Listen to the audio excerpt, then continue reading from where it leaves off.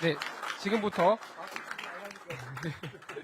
죄송합니다. 네, 지금부터 국가과학기술자문회의 전원회의를 시작하겠습니다. 먼저 국민의례가 있겠습니다. 정면에 있는 국기를 향하여 주시기 바랍니다. 국기에 대하여 경례.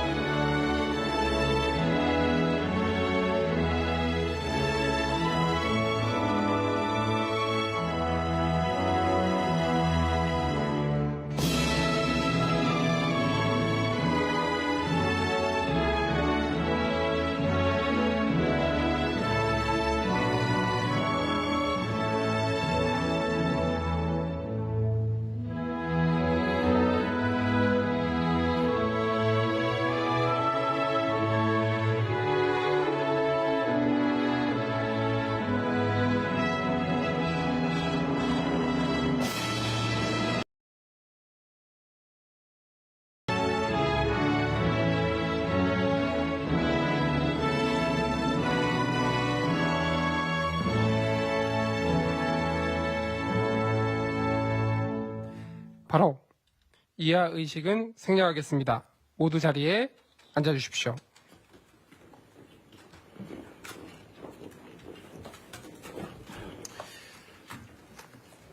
네. 안녕하십니까. 바쁘신 와중에도 오늘 전원회의에 참석해주신 위원 여러분들께 감사 말씀드립니다. 개회에 앞서 성원 보고 드리겠습니다. 오늘 회의는 제적위원 25명 중 의장, 부의장, 자문위원 8명, 심의위원 6명, 정보위원 6명 등 총 22명이 참석하여 성원이 되었습니다. 성원이 되었으므로 국가과학기술자문회의 전원회의를 개최합니다. 안건보고 및 토의에 앞서 대통령님 모두 말씀을 먼저 듣도록 하겠습니다. 대통령님 말씀. 네, 우리 하정우 수석이 박수를 너무 좋아하는 것 같아요. 아무 때나 돼요 박수를 쳐요. 제가 사회를 본 경험이 너무 부족해서. 네, 아무 때나 박수 치지 마세요. 그리 하겠습니다. 네. 그 이상하잖아요. 그리고 제가 말씀드리기 전에 아마 첫 회인데 간략하게 소개라도 하고 하는 게 어떨까요? 어차피 네. 오래 할 텐데 제가 말씀드리기 전에 네네. 우리 그러면 부의장님부터 부의장님부터. 그냥 간단하게 앉아서 하십시오. 예, 아마 이 전에 보신 분들도 전에 회의 많이 했어요. 몇 번이나 했나요? 네, 지금 대통령 모시고는 처음 처음이고, 회의고, 예. 그 전에는 뭐 저희가 수시로 회의를 하고 있습니다. 뭐 1년에 뭐, 그 심의회의, 자문회의 조금 다르긴 합니다만은 보통 뭐 5번에서 10번 사이 그런 정도로. 대통령 주재 5번. 대통령 주재 회의는 1년에 한두 번 정도 하고요. 네. 그랬어요. 자체. 그랬어요? 그래서 서로는 아시겠지만 우리 국민들은 모르시니까 돌아가면서 간단하게 네, 인사 그럼 각자 말씀하시죠. 돌아가면서 네. 그 이름과 그 직책, 맡은 전공 분야를 간단하게 말씀드리는 걸로 하겠습니다. 저는 최양희입니다. 부의장직을 맡고 있고 현재 한림대 총장으로 재직 중입니다. 제 전문 분야는 뭐 컴퓨터, AI 그런 관련 분야가 되겠습니다. 예, 안녕하세요. 처음 뵙겠습니다. 저는 기재부 장관 구인철입니다. 만나뵈서 반갑습니다. 안녕하십니까. 카이스트의 박현욱입니다. 저는 자문회의에서 창업 관련된 소위원회 일을 맡고 있고요. 저 전공은 의료영상공학입니다. 감사합니다. 안녕하세요. 저는 교육부 차관 최은옥입니다. 만나뵙게 돼서 반갑습니다. 안녕하세요. 저는 전북대학교 과학과 이은경입니다. 저는 심의위원이고요. 과학기술 정책연구 쪽을 하고 있습니다. 안녕하십니까. K방산을 책임지고 있는 방위사업청장 석종건입니다. 반갑습니다. 안녕하세요. 과학기술혁신본부장 박인규입니다. 만나서 반갑습니다. 예, 안녕하세요. 저는 강원대학교 행정학과에 있습니다. 홍형득 교수입니다. 제 전공은 과학기술 정책을 전공하고 있고요. 특히 R&D 평가 쪽에 연구를 하고 있습니다. 감사합니다. 네, 안녕하십니까. 저는 성균관대학교 양자정보공학과 나노과학과에 있는 정연욱 교수입니다. 저는 전공은 양자 컴퓨팅 분야 담당하고 지금 국가과학 심의위원으로 있습니다. 반갑습니다. 네, 안녕하십니까. 한국화학연구원장 이영국입니다. 저는 이제 자문위원으로 활동하고 있고요. 주로 관심 있게 보고 있는 게 탄소 중립과 에너지 대전환입니다. 예, 감사합니다. 안녕하세요. 중소벤처기업부 장관 한성숙입니다. 잘 부탁드립니다. 예, 안녕하십니까. 원자력연구원 백원필입니다. 전공 분야는 원자력 안전, 그리고 원자로 개발이 전문 분야입니다. 감사합니다. 예, 안녕하십니까. 심의위원 연세대 김지현입니다. 저는 바이오 분야 전공하고 있고 미생물, 눈에 보이지 않는 미생물, 특히 마이크로바이옴 연구하고 있습니다. 반갑습니다. 안녕하세요. 저는 서울대학교 수학교육과 건원엄 교수라고 합니다. 연구 분야는 수학과 수학교육 연구를 하고 있고요. 현재 한국여성과학기술단체 총연합회 회장을 맡고 있습니다. 자문위원입니다. 안녕하세요. 저는 서강대학교 김현정이고요. 저는 심의의원으로 일하고 있고 전공 분야는 물리입니다. 감사합니다. 산업부 1차관 문신학입니다. 반갑습니다. 안녕하십니까. 저는 두산 에너빌리티에서 기술연구원장을 맡고 있는 육신견입니다. 저도 이제 자문위원으로 참석을 하고 있습니다. 감사합니다. 안녕하십니까. 보건복지부 장관 정은경입니다. 보건의료 R&D 담당하고 있습니다. 안녕하십니까. 심의위원을 맡고 있는 최석준입니다. CJ그룹 미래경영연구원 부원장을 맡고 있습니다. 전공 분야는 경제학이고 주로 기술기획하고 이노베이션 클러스터를 연구하고 있습니다. 감사합니다. 네, 간사를 맡고 있는 AI 미래기획 수석 하정우입니다. 네, 감사합니다.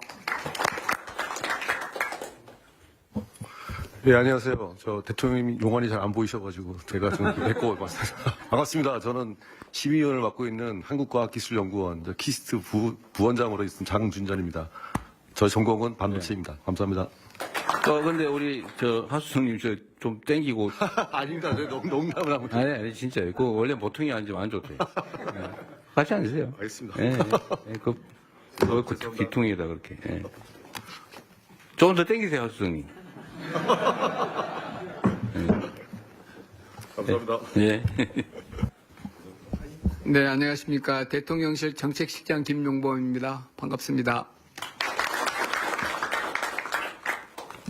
예, 안녕하십니까. 자문위원으로 일하고 있는 성균관대학교 총장 유지범입니다. 제 전공은 재료공학 반도체를 하고 있습니다.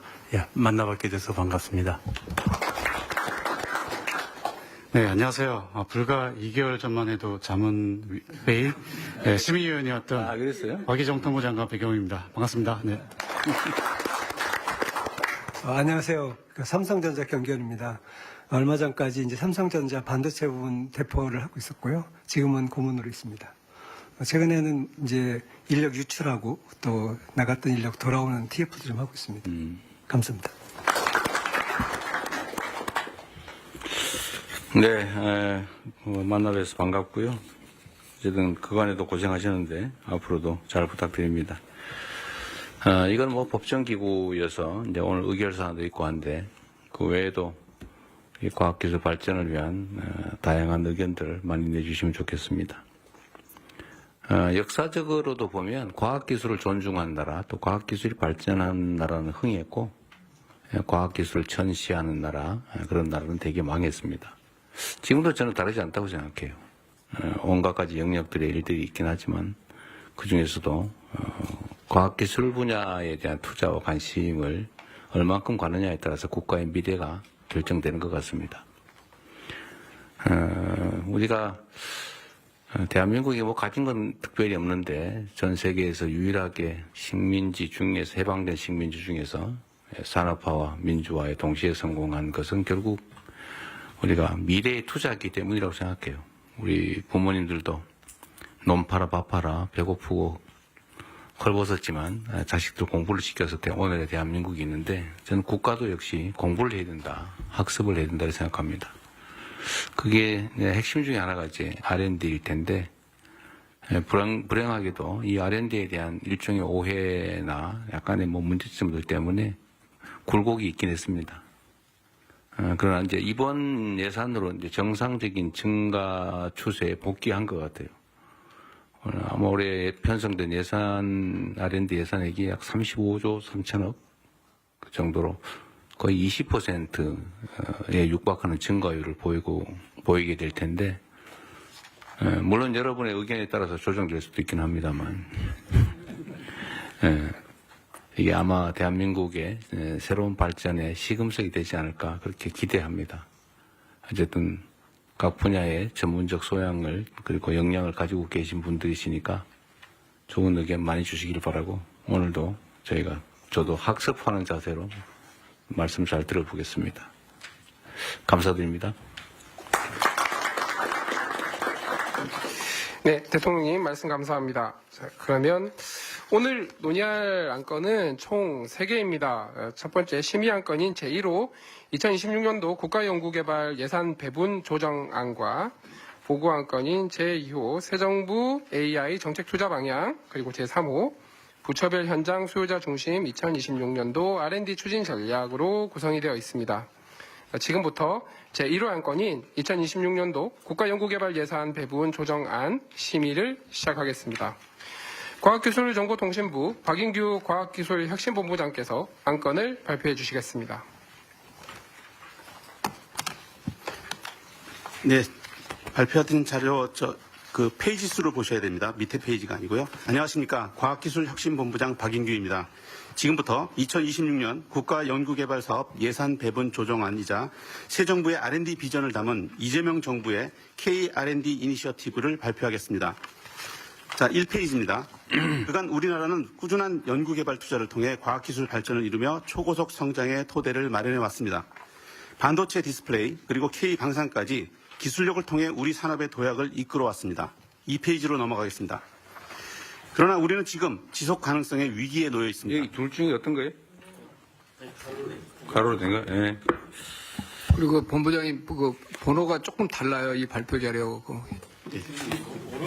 슬라이드 오른쪽 아래 유인물의 페이지가 아니라 슬라이드입니다. 네. 슬라이드에 써 네. 네, 슬라이드 2페이지입니다. 현재 우리 잠재 성장률은 빠른 속도로 둔화하고 있습니다. 전 세계는 현재 첨단 기술에 막대한 투자를 쏟으며 글로벌 주도권을 차지하려는 치열한 경쟁을 벌이고 있습니다. 우리 역시 지속 가능한 성장을 위해서는 정부의 마중물 투자가 그 어느 때보다도 절실한 상황입니다. 슬라이드 3페이지입니다. 우리는 이제 체질 개선과 혁신을 기반으로 진짜 성장으로 나아가야 됩니다. 이를 위해서 R&D에 확실하게 투자하여 과학기술계와 함께 기술 주도 성장을 이끌겠습니다. 또한 위축된 생태계를 완전히 회복하여 모두의 성장을 실현하겠습니다.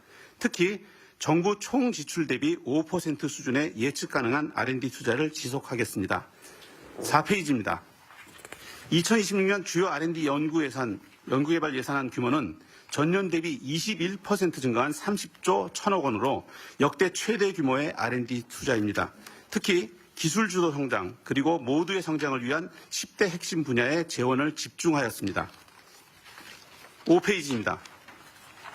먼저 경제 대도약을 이끌 기술 주도 성장을 위해서 인공지능, 에너지, 전략기술, 방산, 중소벤처에 집중 투자하겠습니다.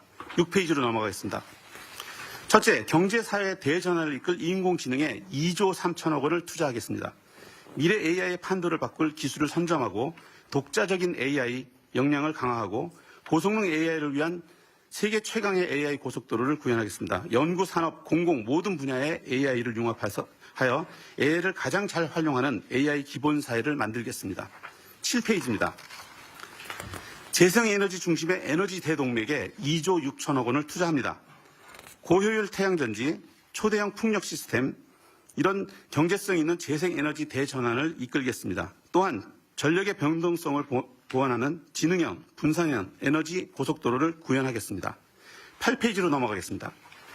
첨단 산업 육성을 위한 초격차 전략 기술에 8조 5천억 원을 투자하겠습니다. 양자 컴퓨팅, 합성 생물학과 같이 새로운 파급력을 가져올 기술을 먼저 선점하고 북극 항로, 양자 암호와 같은 공급망 안보에 필수적인 기술을 내재화하겠습니다. 휴머노이드, 자율주행과 같이 단기간 안에 상용화할 수 있는 기술도 실증해 나가겠습니다. 9페이지로 넘어가겠습니다. K방산을 위한 국방과학기술에 3조 9천억 원을 투자합니다. K9 자주포, 천궁2 미사일과 같이 큰 수출 성과를 거둔 무기체계 고도화를 앞장서고 수출 경쟁력을 업그레이드하겠습니다. AI, 양자와 같은 신기술도 국방에 신속하게 적용해서 급변하는 미래 전장에 선제적으로 대응하도록 하겠습니다. 10페이지로 넘어갑니다. 성장의 세기를 개척할 중소벤처혁신에 3조 4천억 원을 투자합니다. 성장 잠재력이 높은 기업, 시장성이 검증된 기업을 선별해서 확실하게 지원하겠습니다. 또한 R&D 결과물에 대한 혁신 조달과 구매 연계를 통해 기업의 트랙 레코드를 확보하여 적극 지원하도록 하겠습니다. 두 번째 성장입니다. 두 번째 페이지입니다. 모두의 성장 11페이지입니다. 우선 무너진 연구 생태계가 완전히 회복될 수 있도록 기초과학, 인재, 출연기관, 지역, 국민의 안전까지 모두의 성장을 이끌겠습니다. 12페이지로 넘어갑니다. 먼저 기초과학 탐구에 3조 4천억 원을 투자하겠습니다. 위축되었던 연구 생태계가 빠르게 회복될 수 있도록 개인 기초 과제 수를 예산 삭감 이전인 2023년보다 더 확대하겠습니다. 연구자들이 꾸준히 연구에 몰입할 수 있도록 최소 연구 기간을 늘려서 안정적인 연구 환경을 마련하도록 하겠습니다. 13페이지입니다. 우리나라 이공계 인재의 성장과 해외 인재 유치를 위해서 1조 3천억 원을 투자합니다. 교육부터 취업까지 전 주기에 걸친 아낌없는 지원을 하여 AI, 바이오 등 핵심 분야의 인력을 적극 양성하겠습니다.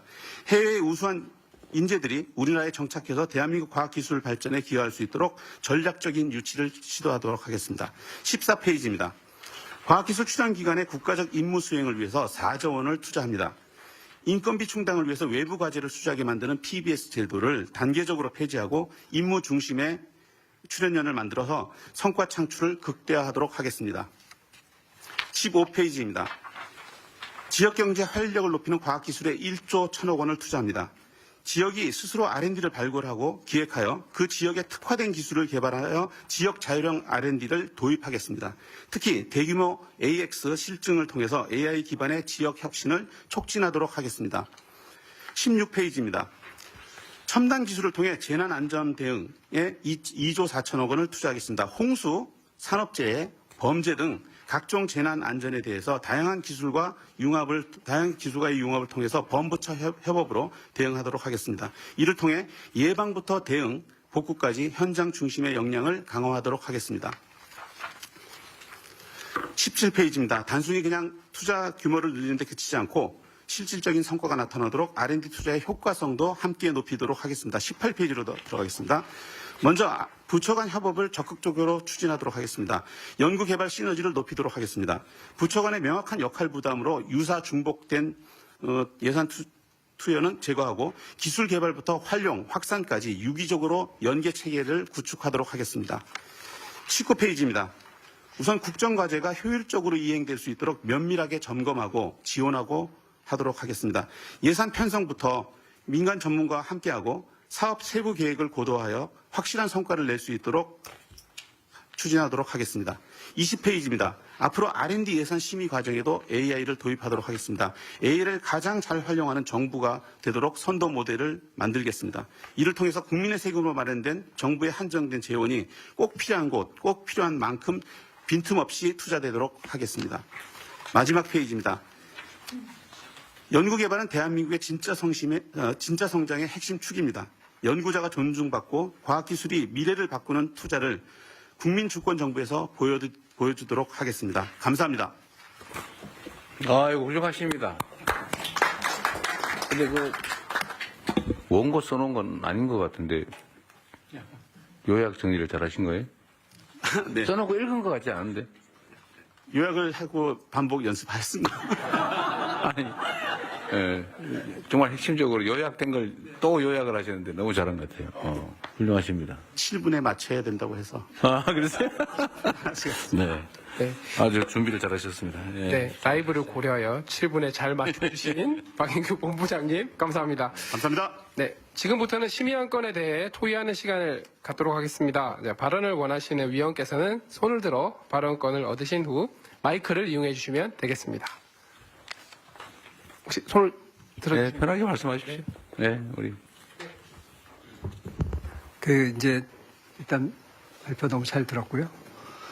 근데 요즘 이제 중국 국가에서 민간과 정부 합해서 1년에 R&D를 얼마 썼나 뭐 최근에 보니까 한 5천억 불쯤 쓴 것 같아요. 그러니까 거의 우리나라 예산만큼 쓰는 거죠. 그러니까 우리나라가 이제 GDP 입장에서 중국의 한 뭐 12분의 1쯤 되니까 우리가 R&D를 많이 할애해도 아마 총 예산으로 보면 한 10분의 1 뭐 이 정도 될 것 같습니다. 그러면 이제 상대적으로 적은 돈으로 어떻게 R&D를 할 건지 되게 중요한데 이제 지표가 이제 효율성하고 효과성이 있는 것 같아요. 효율성 지표는 뭐 커버리지가 얼마 됐냐 또는 뭐 성공률이 몇 프로 됐냐 이런 건 이제 효율성이고 효과성은 정말 임팩 있는 사업을 만들었느냐 이런 게 효과성인 것 같거든요. 이게 뭐 어느 하나가 일방적으로 앞서야 되는 건 아닌데 효과성이 제가 보기에는 효율성보다 더 중요한 것 같다는 생각을 합니다.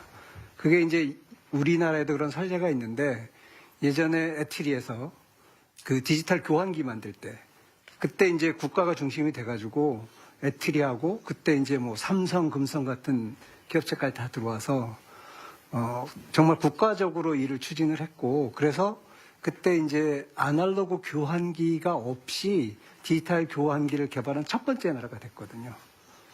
그리고 이제 대만 보면 TSMC도 결국은 국가 주도가 돼서 그때 산업기술연구원인가 여기서 이제 그 R&D 투자를 하고 그 결과로 TSMC가 나왔습니다. 그래서 이제 우리가 R&D 그 투자를 할 때 이게 정말 임팩을 만들어낼 수 있는 도전적인 과제인가 그리고 이렇게 사업으로 연결될 수 있는가 이런 부분을 좀 많이 봤으면 좋겠고요. 그리고 이게 이제 사업화까지 되려면 이제 그 로드맵이라든가 또는 뭔가 조직이라 이런 것들 그다음에 이게 이제 분산된 관리 체계로는 일이 잘 안 되니까 그런 큰 과제를 만들었을 때 기업으로 치면 최고 경영자와 관련된 그런 사람 누군가 한 사람이 끌어갈 수 있게 하는 체계 이런 것들이 필요한 것 같고 그리고 이제 에트리 그때 성공 사례를 보면 그때 참여한 사람들한테 정말 파격적인 인센티브가 가졌거든요. 그래서 이런 국가적인 중요한 과제에 대해서 참여한 사람들이 성공하면 그런 파격적인 인센티브 설계까지 되면 그게 이제 나중에 과학기술인의 어떤 지금은 솔직히 좀 매력이 없거든요. 과학기술 인력이라는 게. 그런 매력을 줄 수 있는 포인트까지도 연결되지 않을까 그런 생각이 들어서 좀 말씀을 드렸습니다. 그냥 토론을 좀 하기 위해서 제가 모르는 게 많았어요. 지금 연구개발에 참여하는 사람들이 연구개발 결과를 가지고 창업을 하거나 아니면 뭐 이런 것들이 허용이 되고 있지 않아요? 가능합니다. 가능한데 그 예전에 이제 그 디지털 교환기 했을 때 제가 알기로는 이제 그 참여하는 사람들한테 이제 뭐 연구수당 또는 뭐 주택이라 이런 지원까지도 됐었고요. 그리고 이제 그 해외 유학 같은 특전도 많이 주어졌고 그리고 뭐 다른 것도 있지만 그때는 이제 국가 사업이다 보니까 그 일을 참여하는 사람 자체가 어떤 국가적인 명예인 게 됐었거든요. 제가 말씀드린 거하고 약간 좀 포인트가 다른 것 같네요. 그러니까 이게 그거를 창업을 하거나 아니면 뭐 상용화하는 거는 그 R&D를 하고 있는 주체, 그러니까 뭐 법인이든 연구기관이든 이런 데가 하는 건 허용이 되는데 거기에 소속돼서 보수를 받고 일하는 연구원들은 독자적으로 뭘 할 수는 없는 거죠. 허용돼 있는 거니까. 그건 출연연 쪽에서 거기 연구에 참여한 보수를 받고 참여한 개인들도 그걸 뭐 상업화하거나 이런 예, 거 허용. 국가 R&D에 참여한 연구원이 거기서 나오는 지식 재산을 가지고 자기가 창업할 경우에는 그 출연 기간에 자기가 연구한 거기서 IP를 기술 이전을 받아가지고요. 그 기술 더 심화시켜가지고. 자유롭게 할 수 있나요? 아니면 뭐 승인을 받거나 뭐. 그거는 기관 자체 내 조금씩 다릅니다만은 그 국가에서 그걸 장려하는 정책에 의해 가지고 간단한 창업심의위원회를 통과할 경우에는 뭐 원활하게 창업이 된다고. 그러니까 지금 우리 경고문님 말씀하신 것처럼 이제 동인이 필요한데 사실은 그게 제일 강력한 동인이잖아요. 예? 그 인센티브라고 하는 게 뭐 해서 나한테 남는 게 있어야지. 그건 맞는 거거든요. 근데 그게 지금까지 했던 그러니까 뭐 창업이나 상용화하거나 이런 걸 허용해 준다라는 것으로는 부족하고 뭐 아까 말씀하신 것처럼 뭐 집을 한 채 주든지 뭐 아니면 연구비의 몇 % 아니면 그로 인해서 얻을 편익에 일정 비율을 준다든지 그런 게 있으면 좋겠다 그 말씀이세요? 그런 것도 이제 큰 매력을 만드는 요소 중에 하나가 그거 진짜 맞는 말씀이신 것 같아요. 좀 어때요, 그 문제는? 예, 대표님 내년에는 저희들이 이제 연구 성과 기간을 땡겨서 하게 되면 그 남는 돈을 인센티브로 드리려고 합니다. 아니, 그것도 괜찮은 방법인데 그거보다는 빨리 끝내는 것도 물론 인센티브인데 더 깊이 있게. 예를 들면 연구를 하다 보면 꼭 그게 아니고 약간 뭐 벗어나는 것들도 있잖아요, 그죠? 근데 지금 같으면 연구 과제에 집중하니까 안 해버릴 것 같아요.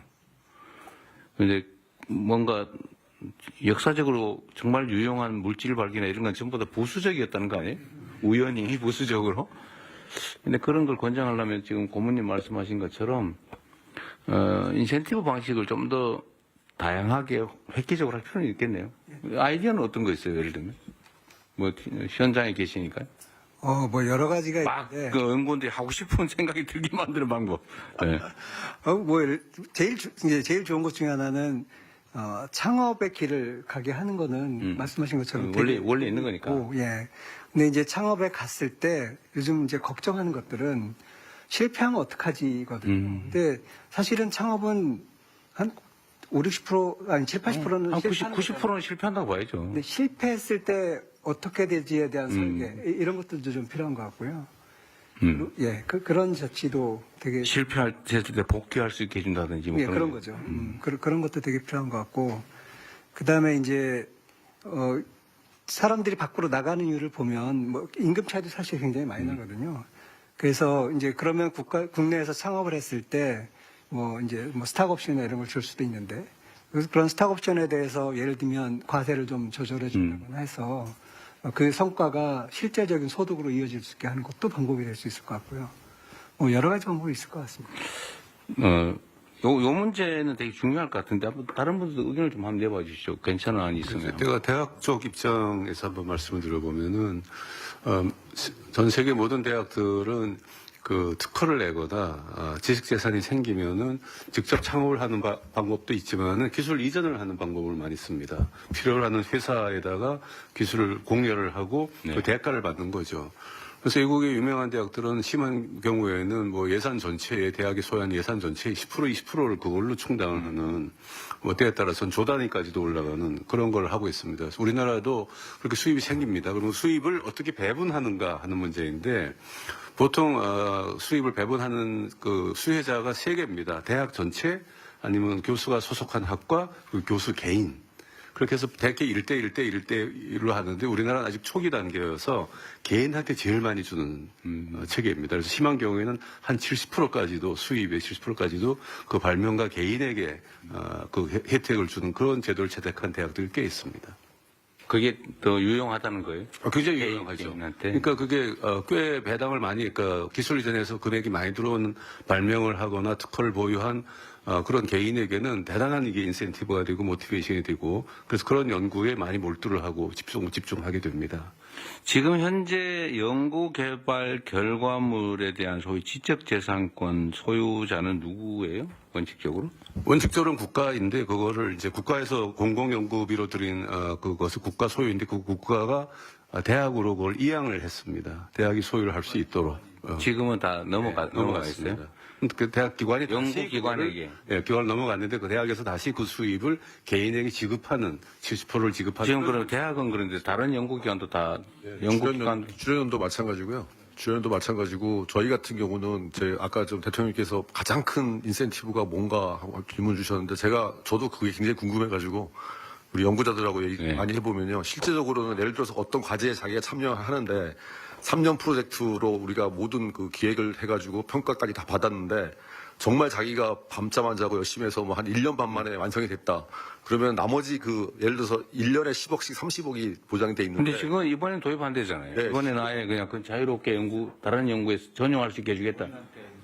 그 나머지 돈을 다 본인한테 가면은. 저는 이미 오래 하기로 했대요. 미리 힌트를 주셨는지 모르겠는데.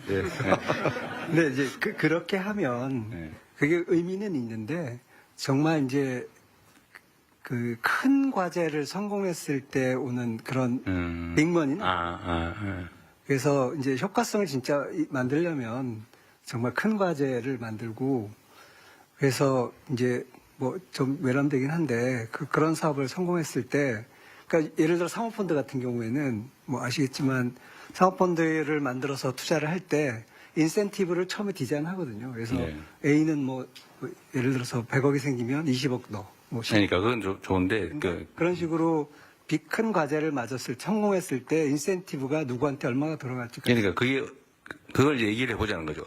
어떻게 하는 게 가장 좋을까? 그러니까 해야 된다는 건 다 공감하는 거고요. 저는 뭐 전적으로 동의합니다. 저는 좀 더 거기 관대해야 된다고 생각하거든요. 원래 가장 강력한 연구 동의는 자기 이익이죠. 물론 뭐 역사에 대한 사명감도 있고 인류에도 있긴 하지만 예를 들면 구체적으로 말씀하신 데서 이게 좋겠다는 구체적인 안들을 한번 만들어보면 좋겠어요. 원론적인 얘기야 뭐 우리가 다 동의하니까요. 저도 좀. 네. 일단 기술료라든가 소득이 발생했을 때 연구자에게는 절반 정도가 배분이 되기 때문에. 현재? 예. 그렇기 때문에 국가연구개발 사업에서 절반 정도 배분하는 건 다른 나라보다 훨씬 좀 많이 주고 있는 거거든요. 근데 이제 나머지를 어떻게 할 거냐가 사실은 저는 더 중요하다고 생각합니다. 소위 특허를 받았다, 연구를 해서. 그러면 특허를 팔았을 때 객관적 가치의 절반을 연구자가 취득하는 거고 상당히 큰데. 예, 그렇습니다. 그래서 그걸 더 늘리는 것은 큰 의미가 없다고 생각하고요.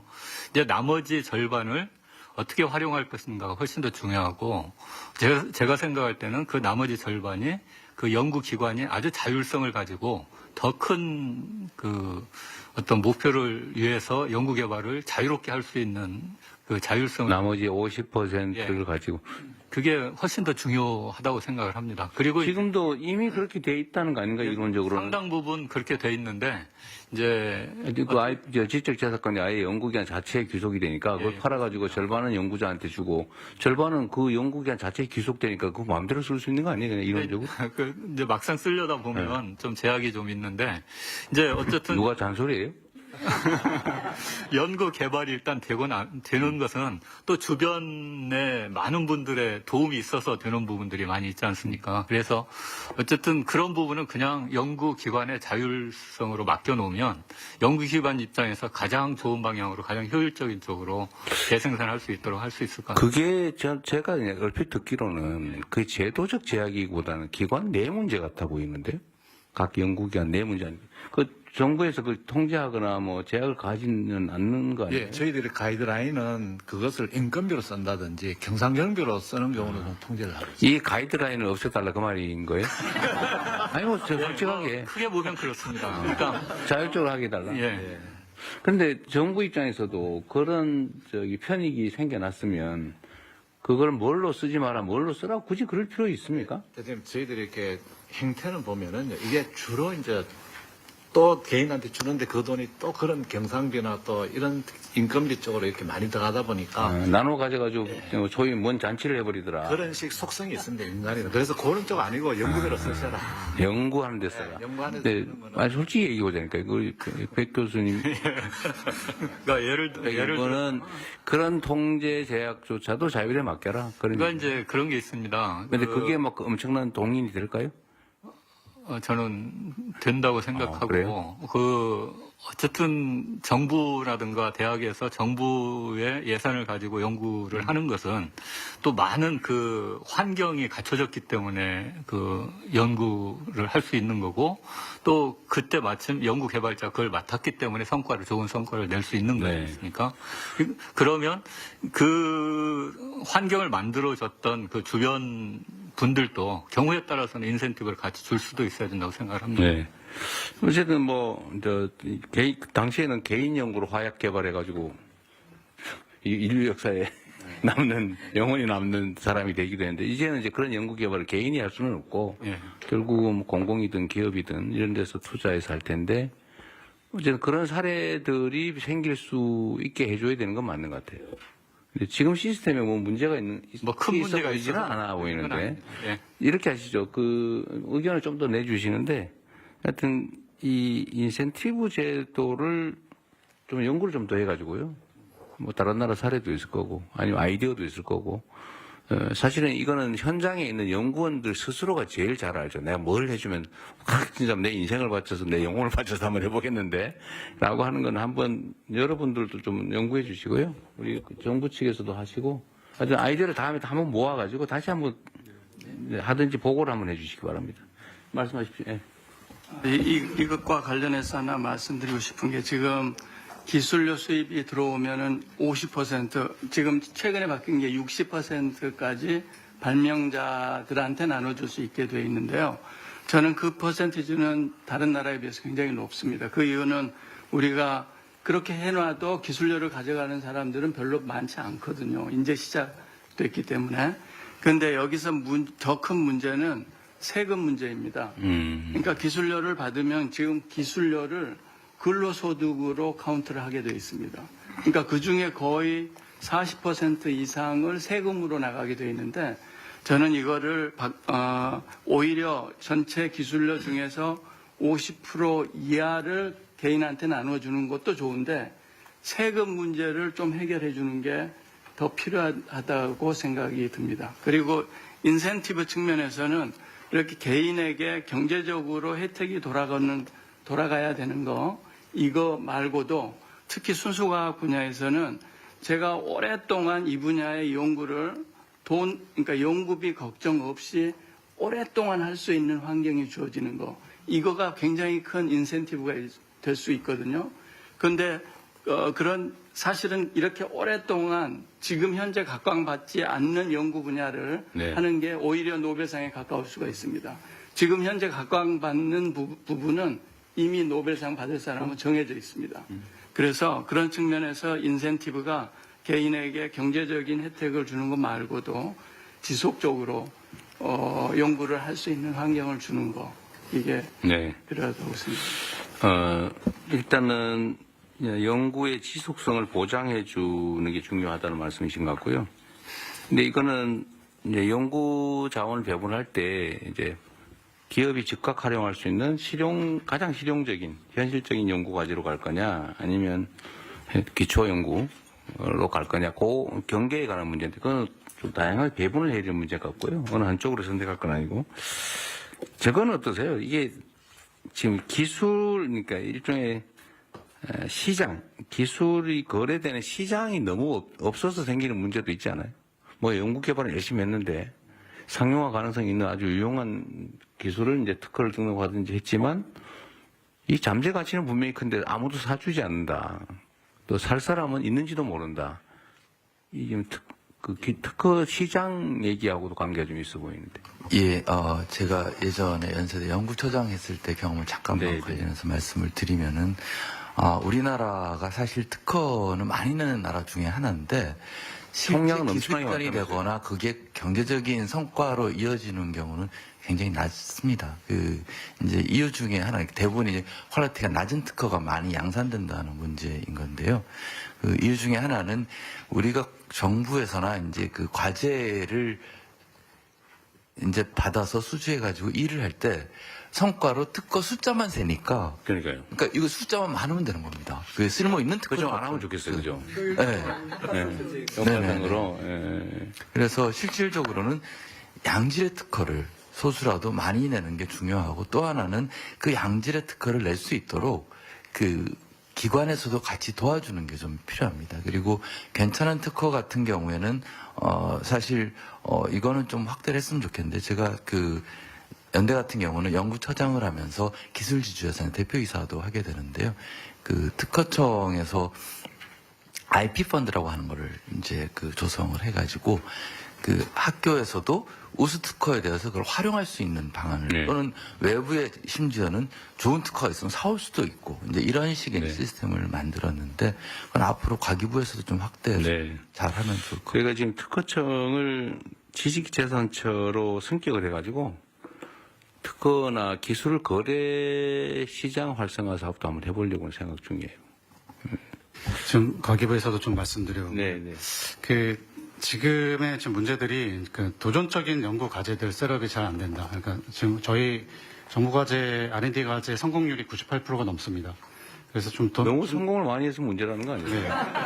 그래서 좀 그러니까 도전적 안 해도 될 연구를 막 지금 평가가 성공과 실패로만 나눠져 있습니다. 그렇기 때문에 저희가 평가 등급을 나눠서 굉장히 좀 상위 평가를 받은 결과에 대해서는 인센티브를 제대로 좀 지급하고 그 웬만한 이렇게 좀 그 실패가 있을 수도 있습니다. 큰 문제가 되지 않은 과제만 아니고서는 계속해서 연속적으로 과제를 할 수 있는 환경들을 마련해 주는 것이 좋겠고, 그리고 평가는 방식에 있어서도 그 네거티브 방식을 또 도입하려고 하고 있습니다. 지금은 포지티브 방식으로 해야 되는 것들을 이제 체크하는데 지금 안 되는 것만 이렇게 저희가 좀 가이드하고 나머지는 좀 자율적으로 좀 맡기는 형태로 지금 고민하고 있습니다. 네.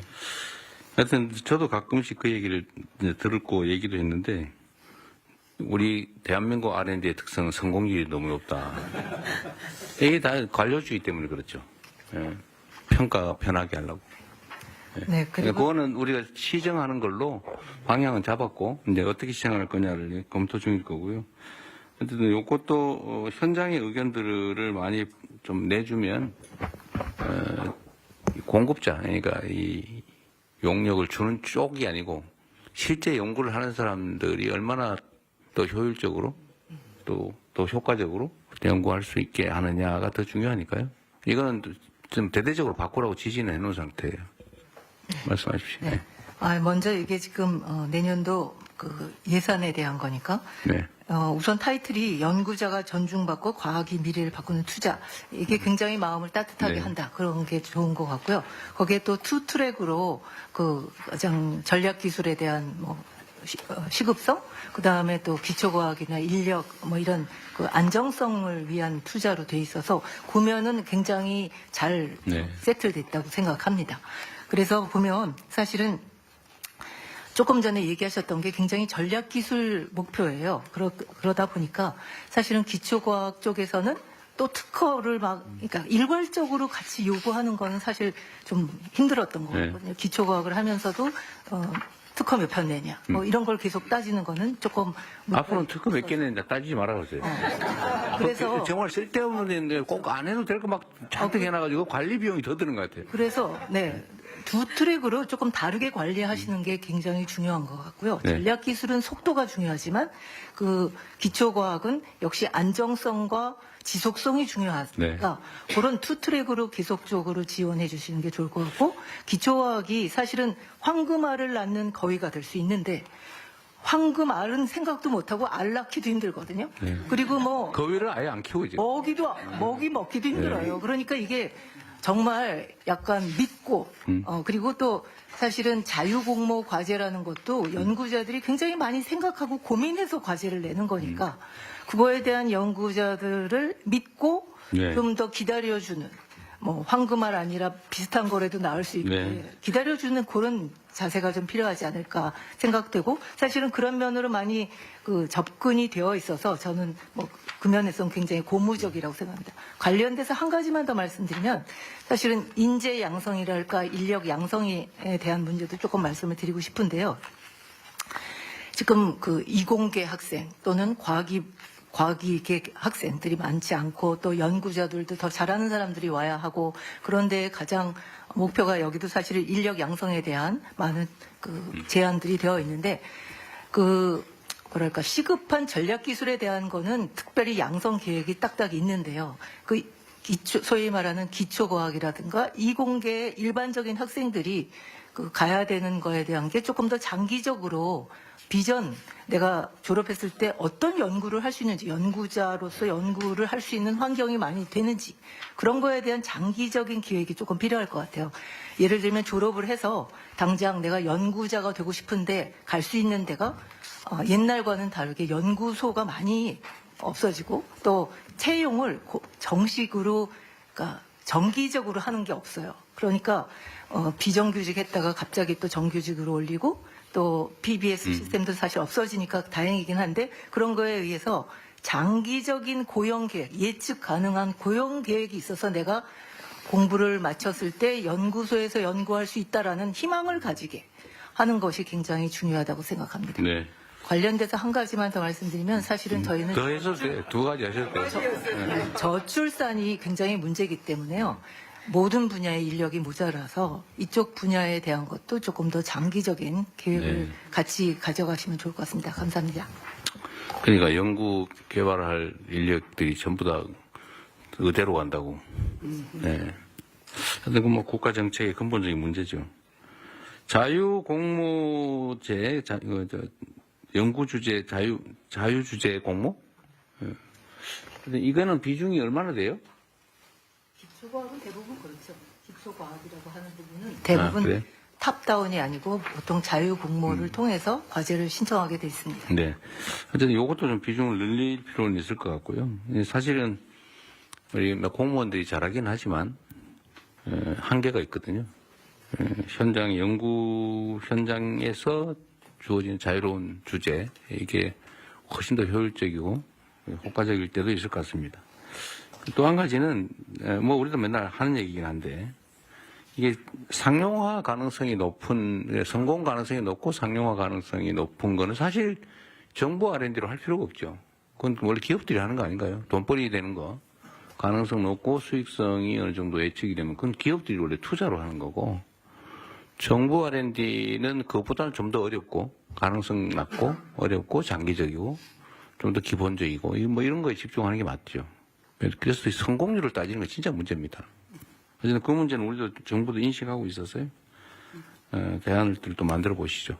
관련돼서 말씀. 네. 그리고 오늘 참 이게 시간 어쨌든 제한이 있는데 이게 지금 주제가 이거 말고 또 남아 있죠. 네, 2개 정도 보고안건이 더 있는데 뒤에 토의 시간이 또 있습니다. 또 있죠. 네, 그래서 일단은 연구 과제에 관한 거니까 일단 인센티브 제도를 통해서 연구자들이 의욕을 갖게 하는 거 이거는 정말 중요한 것 같고. 또 한 가지는 연구 주제들 선정이나 또는 평가나 이런 거는 정말로 관료적으로 하면 안 된다라는 얘기는 다 공감하시는 것 같아요. 우리 공 교수님 말씀. 네, 공 교수님 마지막으로 하고 넘어가겠습니다. 마지막은 아니에요. 하세요. 네, 자꾸 압박하지 마세요. 네. 우선 오늘 이 회의를 오랫동안 기다려왔다는 말씀드리고요. R&D 예산 증액 결정을 우선 먼저 진심으로 환영합니다. 과학기술계에는 단비와 같은 희망입니다. 기초과학을 연결해서 말씀드리겠습니다. 기초과학 생태계 붕괴는 숫자가 말해주고 있는데요. 연구자는 2021년 2만 7천 명에서 2025년 5만 6천 명으로 2배가 늘어났어요. 그런데 연구과제는 15,000개에서 11,000개로 줄었습니다. 그래서 이게 현실이라서 30년 동안 쌓아온 연구실이 무너지고 대학원생이 떠나고 있습니다. AI 인재 양성은 수학 기초 없이 불가능합니다. 그렇죠. 기재부에서 전 국민을 AI 인재로 만들겠다고 하고 EBS로 전 국민을 AI 교육하겠다고 하는데요. 정말 반가운 소식인 것 같아요. 하지만 우리나라는 유치원부터 4년씩 선행학습하고 초등학생이 미적분학을 배우고 의대 입시에 집중되어 있습니다. 그런데 정작 전 국민의 수학적 역량은 떨어지고 있습니다. 그래서 AI 핵심을 한번 살펴보면 GPU는 행렬과 벡터의 병렬 연산이고요. 죄송합니다. 약간 전문 용어 들어가겠습니다. 뭔 소리인지 하나도 모르겠어요. CPU는 미적분한 기반의 최적화 알고리즘을 실행합니다. 딥러닝은 순전파의 행렬 곱셈이고요. 역전파는 편미 성미분 연세 법칙 그 자체입니다. 확률 분포와 통계적 추론 없이는 머신러닝 불가능합니다. 이런 기초 수학 없이 진정한 AI 인재 되기 어렵다는 말씀드립니다. 또 하나 말씀은요, 제가 여성이라서 또 이 말씀을 제가 꼭 드려야 될 것 같습니다, 대통령님. 여성 연구자들은 정말 하루하루가 전쟁 같습니다. BK21 여성 대학원생들이 한 달에 100만 원에서 160만 원 받는데요. 같은 나이 취업한 중위권 여성의 수입이 266만 원을 받습니다. 최저임금에도 못 붙이고 있고요. 출산, 육아, 휴가 그런 거 없습니다. 실제로 과학기술계 대학원생들 사이에 난임이 급증하고 있습니다. 네, 중국과 비교를 해보면 앞서 발표 들으셨겠지만 네이처 인덱스에서 중국이 세계 1위고 상위권 10개 대학 중에서 8개가 중국 대학입니다. 우리나라는 서울대 54위, 카이스트 76위입니다. 우리가 R&D에 GDP 4.8% 투자하는데요. 세계 최고 수준입니다. 그런데 성과는 부족하다는 평가를 받고 있습니다.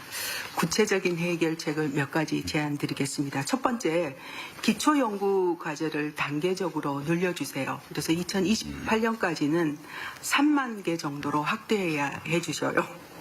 둘째, 기반, 중견, 선도, 거대가지로 이루어지는 전주기 지원 체계를 재구축해야 됩니다.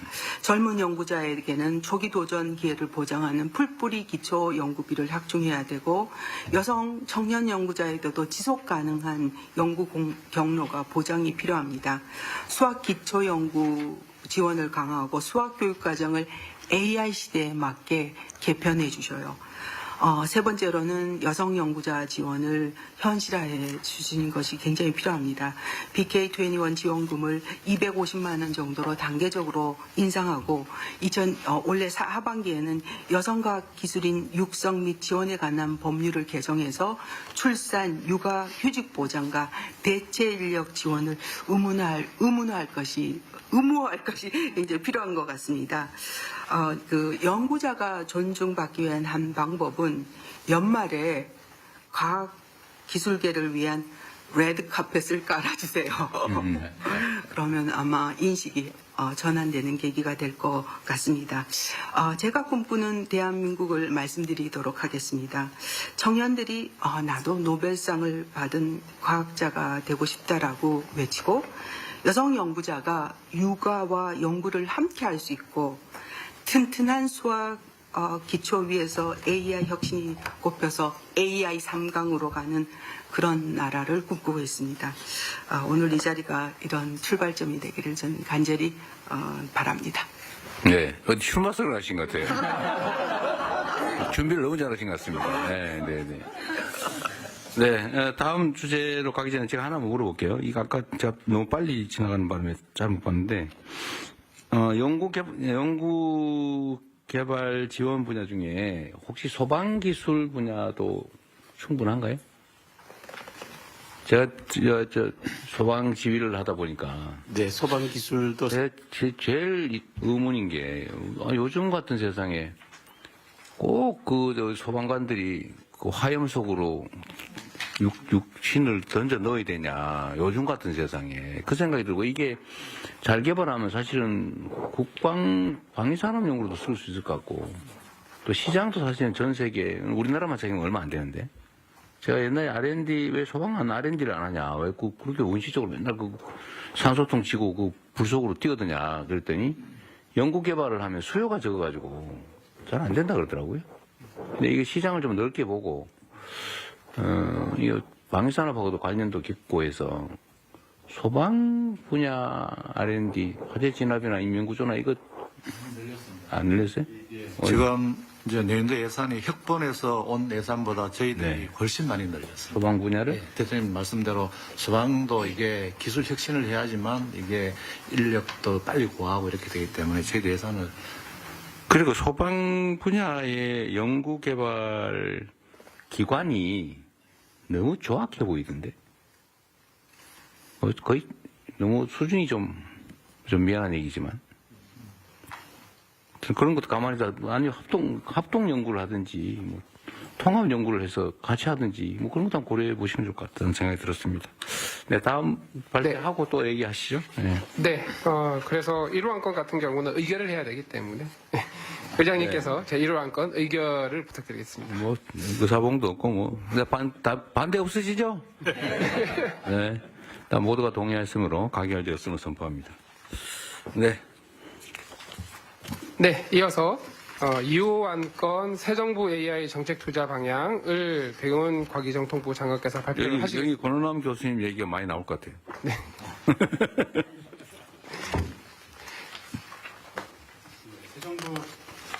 새 정부 AI 정책 방향에 대해서 보고 드리도록 하겠습니다. 페이지 오른쪽 하단의 1페이지입니다.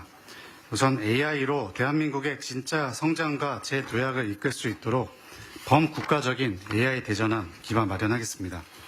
이를 위해서 세계적 수준의 독자 AI 파운데이션 모델 개발하는 한편 글로벌 보편성과 경쟁력 갖춘 특화 AI를 확산하고 각 분야에서 누구나 AI를 쉽고 편리하게 활용하는 모두의 AI를 구현하겠습니다. AI 고속도로 위에서 우리의 AI 기업과 인재들이 연구하고 성장할 수 있도록 첨단 GPU, 초고성능 네트워크, 고품질의 데이터를 조속히 구축할 것입니다. 또한 차세대 AI 기술 경쟁력의 핵심으로 꼽히는 국산 NPU, AGI, 피지컬 AI 기술 개발도 선제적으로 개발할 것입니다. 아울러서 AI 핵심 인재 확보를 위해서 해외 탑티어 인재 유치에서부터 국내 AI 핵심 인재와 AX 융합 인재 양성 등 다각적인 노력도 경주할 것입니다. AI 생태계의 지속 가능한 발전과 혁신을 위해서 AI 안전, 신뢰의 기반을 마련하는 데에도 소홀하지 않겠습니다. 과기정통부는 이와 같은 정책적 노력들을 토대로 AI 3대 강국 실현을 반드시 이뤄내겠습니다. AI로 제조, 농업 등 기존 산업의 혁신을 촉진하고 지역 경제의 활기를 불어넣는 한편 공공부문의 일하는 방식도 획기적으로 개선하겠습니다. 아울러 AI가 소상공인, 국민 생활에 힘이 되고 사회 문제와 재난으로부터 국민의 삶을 지키는 AI 기본 사회를 구현해 나가는 한편 대한민국이 글로벌 AI 생태계를 선도해 나갈 수 있도록 최선의 노력을 다하겠습니다. 다음 2페이지입니다. 최근 미국과 중국은 AI 실행 계획을 발표하고 자국 중심의 AI 생태계 확장을 적극적으로 추진하고 있습니다. 우리 정부도 이에 대응하여 새 정부 AI 정책 방향을 구체화한 대한민국 AI 액션 플랜 수립을 추진하겠습니다. 현재 마련 중인 액션 플랜에는 AI 혁신 생태계 구축을 위한 구체적인 첨단 GPU 공급과 해외 인재 유치 계획, 국가 AX 대전환을 위한 공공분야 AI 활용 제고 및 AI 팩토리 구축, AI 안전 확보와 글로벌 확산을 위한 AI 오남용 방지 및 범죄 대응 등 모든 부처의 세부 이행 방안이 총 망라될 것입니다. 대통령님의 강력한 리더십 아래 국가 AI 전략위원회를 중심으로 대한민국 AI 액션 플랜을 수립, 이행해 나가겠습니다. 다음 3페이지입니다. 정부는 26년부터 국가 AI 예산을 대폭 확대하고 주요 전략 분야에 집중 투자하겠습니다. 내년에도 첨단 GPU 1.5만 장을 추가 확충하는 한편 분야별 고품질의 특화 데이터 확보를 위해서 데이터 스페이스를 조성하는 등 AI 고속도로를 본격적으로 구축해 나갈 것입니다. 또한 국산 AI 반도체 R&D와 실증을 확대하고 피지컬 AI 등 차세대 AI 기술 개발에 본격 착수하는 한편 내년부터 AI 중심 대학, AX 대학원을 새롭게 운영하고 최고급의 AI 해외 인재 유치에도 지원을 확대하겠습니다. 또한 공공산업 지역의 전방위적인 AX 확산을 위한 투자도 본격화하겠습니다. AI 정부 대전환 30대 과제 그리고 제조 AX 프로젝트와 함께 대구 AX R&D 허브, 경남 전북의 AI 팩토리, 광주 AI 시범도시 등 대규모 지역 AX 프로젝트도 본격적으로 추진하겠습니다. 아울러 AI 기본 사회 실현을 위한 독자 모델 개발과 AI 제로 리스크 사회 프로젝트를 추진하고 AI 안전 확보 지원도 추진하겠습니다. 최근 전 세계적으로 AI 패권 경쟁이 심화되고 있습니다. AI 3대 강국 도약이라는 국가 비전 실현을 위해 우리 모두가 힘을 모아야 할 시점입니다. 과기정통부는 관계 부처와 원팀으로 민간의 혁신을 뒷받침하여 AI로 대한민국의 새로운 역사를 만들어내겠습니다. 감사합니다. 네, 수고하셨습니다. 준비를 잘 하셨네요. 요거는 우리 권원남 교수님이 여기다 맞춰가 준비하신 것 같은데. 안타깝게도. 예. 미리 현행학습. 잘했어요. 네네. 선행. 네. 일단 요거, 아까 우리 경계현 부문께서 말씀하셨던 거하고 관계가 좀 있어 보이던데, 해외 인재 유치, 그 다음에 인재 유출 방지, 이 두 가지가 우리 중요 과제잖아요. 근데, 거기는 통상적인 정책도 대책도 있을 텐데, 혹시, 옛날에 제가 보니까, 미국도 인도나 제3세계에서 전부 그쪽으로 몰려가가지고, 실리콘밸리가 세계 인재를 모아서 성공한 측면도 있다 그러잖아요.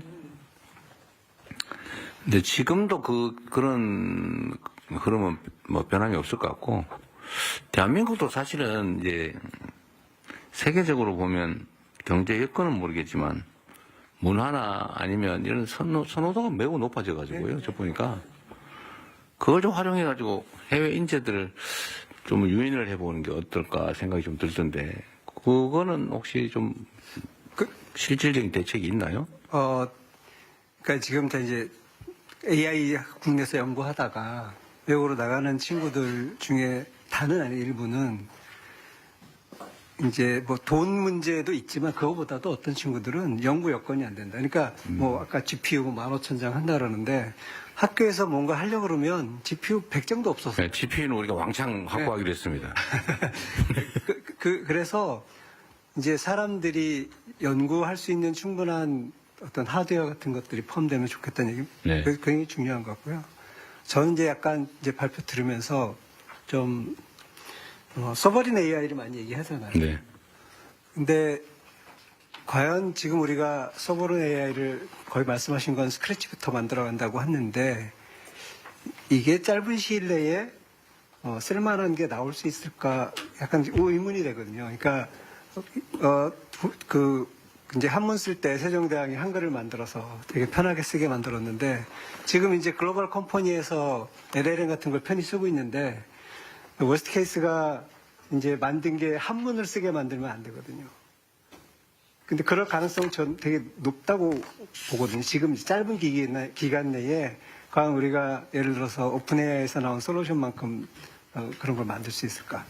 그래서 이 AI에 대한 접근도 말 자체는 굉장히 좋은데 과연 이게 얼마나 실현성이 있는지, 왜냐하면 사람도 없잖아요. 솔직히 얘기하면 그런 상황에서 어떻게 할지를 좀 그러니까 서버린 AI도 예를 들면 아랍에미리트나 이런 데 보면 데이터 센터나 또는 AI 모델 같은 거를 글로벌에 사오거든요. 대신에 이제 거기에 자기네 아랍어를 붙이고 아랍 데이터를 넣어서 서비스를 해서 누구든지 편하게 쓸 수 있게 만드는데, 얘기해 보면 학계에서도 화학이면 화학의 LLM, 제약하시는 분은 제약 LLM 이런 리카운트가 엄청 많은데 지금 국내에 없거든요. 그런 거를 빨리 쓸 수 있게 만들어주는 게 우선이 아닌가 이런 생각도 좀 들고, 그런 게 되면 그 자체를 통해서 스타트업 만들거나 또 학교에서 연구하는 데도 유리하기 때문에 사실 학생들을 유치하거나 남기는 데도 굉장히 큰 도움이 될 수 있을 거라고 생각합니다. 네, 그러세요. 네. 좋은 말씀 주셔서 감사합니다. 그런데 이게 독자적인 AI 모델만 추구하는 것은 아닙니다.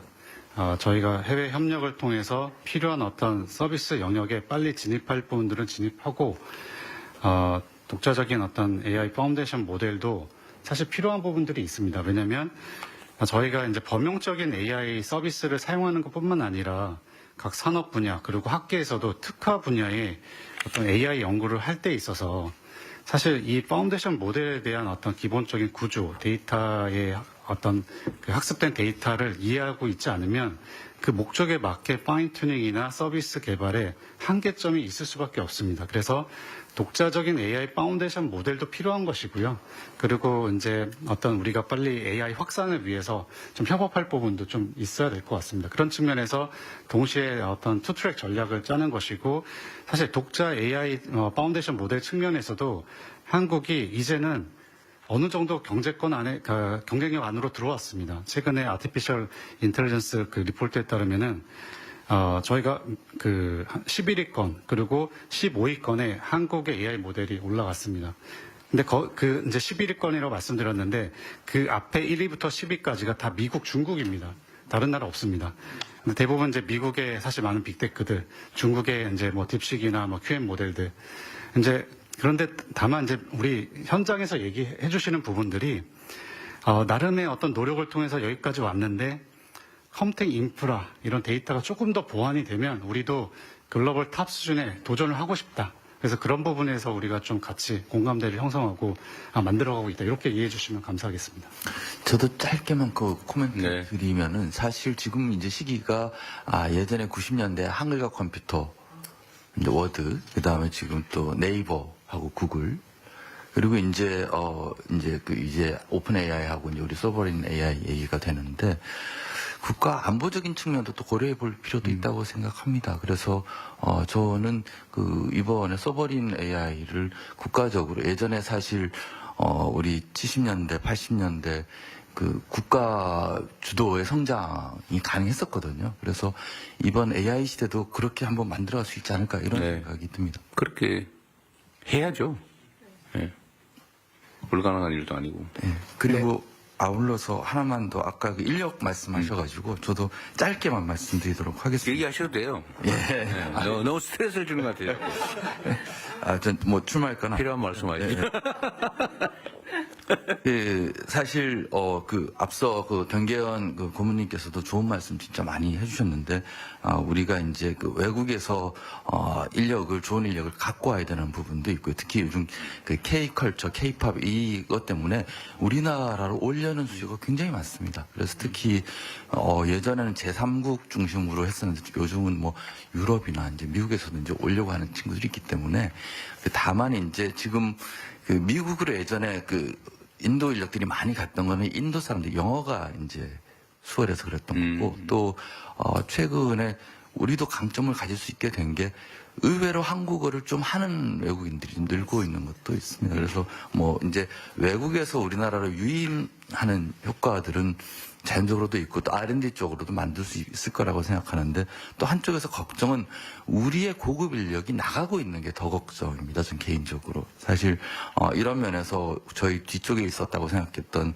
중국이 어느새 우리나라의 이제 벤치마킹 대상이 될 정도가 됐는데 정말 무섭습니다. 중국 뭐 천인계뿐만이 아니고 인재들을 끌어모으는 방식에 대해서 정말 저도 놀랄 정도인데요. 우선은 중국이 원사라고 하는 제도가 있습니다. 근데 이게 원사가 얼마나 대단하냐 하면은 박사위의 원사예요? 예, 그러니까 우리나라로 따지면 한림원 회원 정도가 됩니다. 근데 우리나라 한림원은 회비를 내는 개인 단체고요.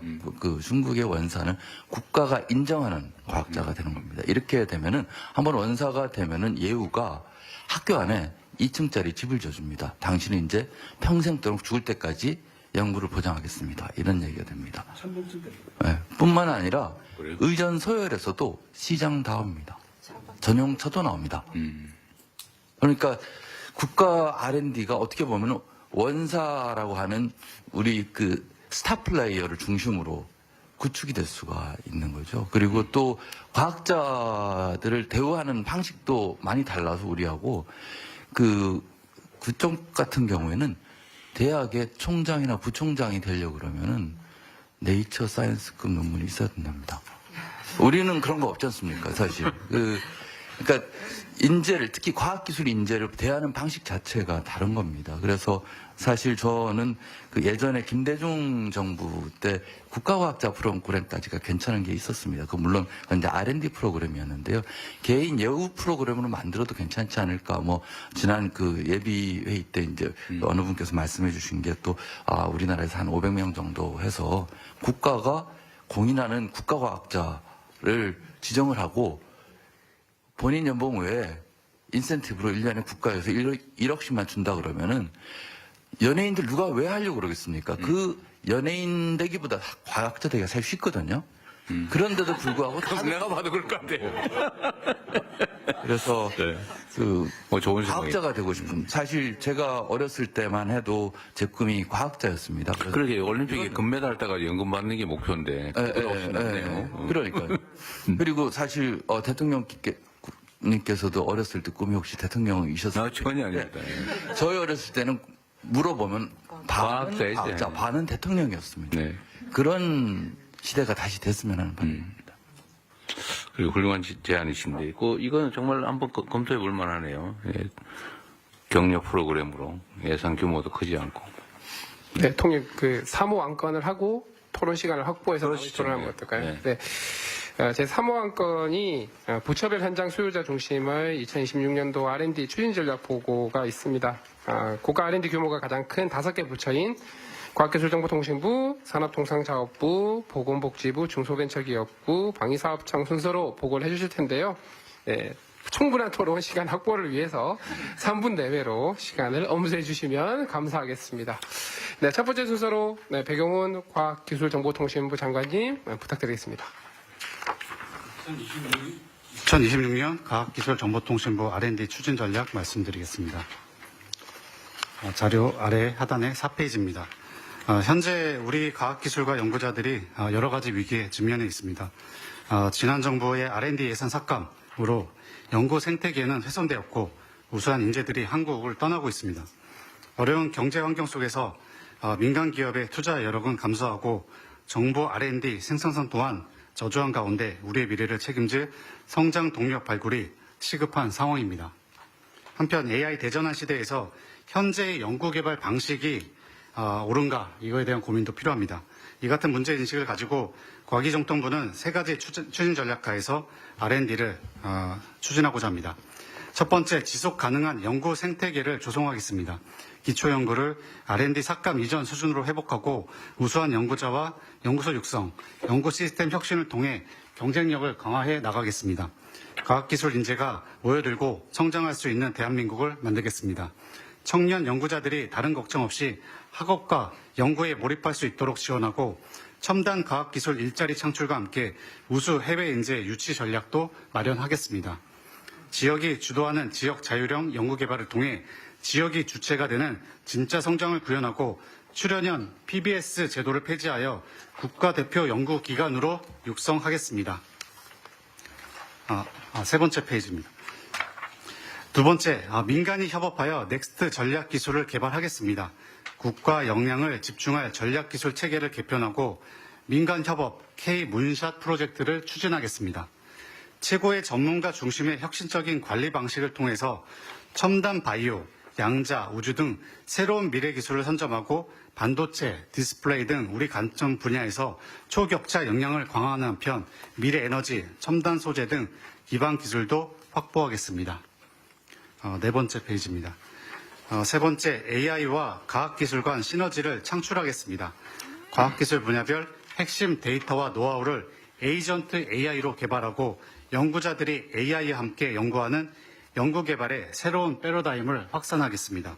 이와 함께 AI의 연산 속도를 높이는 양자 컴퓨터, AI 반도체와 같이 과학기술 통해서 혁신적인 AI를 구현하도록 하겠습니다. 네, 마지막 페이지입니다.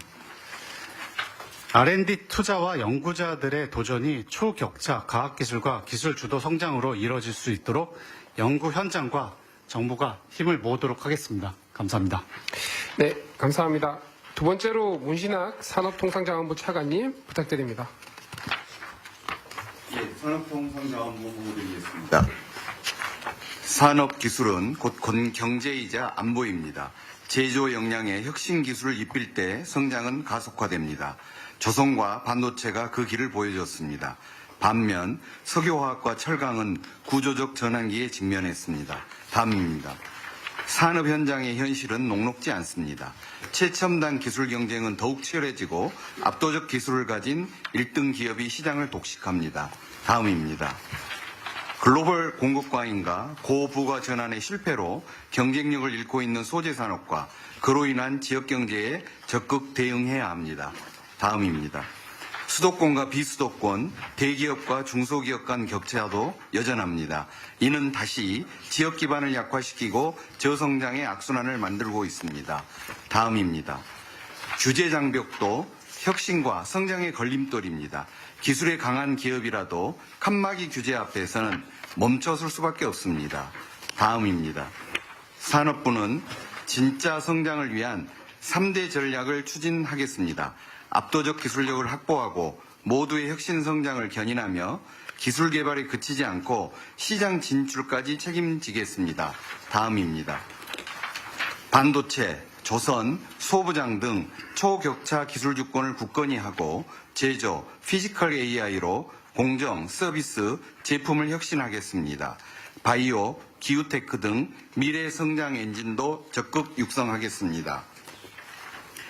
다음입니다. 석유화학, 철강 등은 사업 재편 자구 노력과 함께 친환경 소재와 고부가 스페셜티로 구조 조정 이후 지속 가능한 미래 경쟁력을 확보하겠습니다.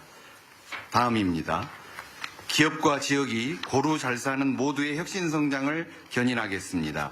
대기업과 중소기업이 함께 혁신하도록 우수기업연구소를 키우고 한국판 엔비디아가 출연 가능토록 하겠습니다. 에너지 고속도로와 아리백 산단을 통해 지역을 확실한 성장 거점으로 만들어 기술 혁신을 주도할 기업과 인재를 양성하겠습니다. 다음입니다. 기업의 도전적 R&D가 새로운 산업 구조적 전환이라는 실질적 성과로 이어지도록 하겠습니다. 이를 위해 성장을 가로막는 걸림돌을 찾아 선제적으로 해결하고 실패를 두려워하지 않는 자율적인 연구 환경을 만들겠습니다. 다음입니다. 이상 세 가지 전략을 추진하기 위해 26년 6.5조 원을 투자합니다. 다음입니다. 기술혁신 주기가 짧아지면서 원천, 응용, 상용화 기술 간의 전통적 구분도, 부처 간 경계도 희미해졌습니다.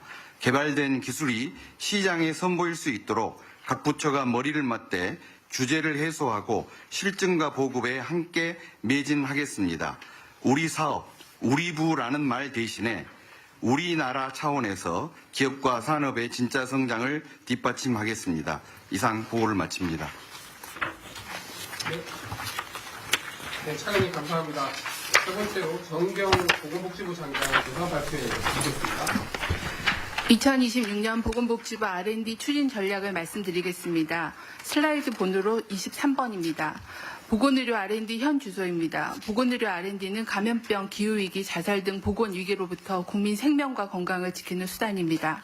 디지털 의료, 맞춤형 의료 등 의료 패러다임 변화를 선도하고 글로벌 보건의료 산업 시장의 선점과 기술 주권을 확보하기 위해 중요한 자산입니다.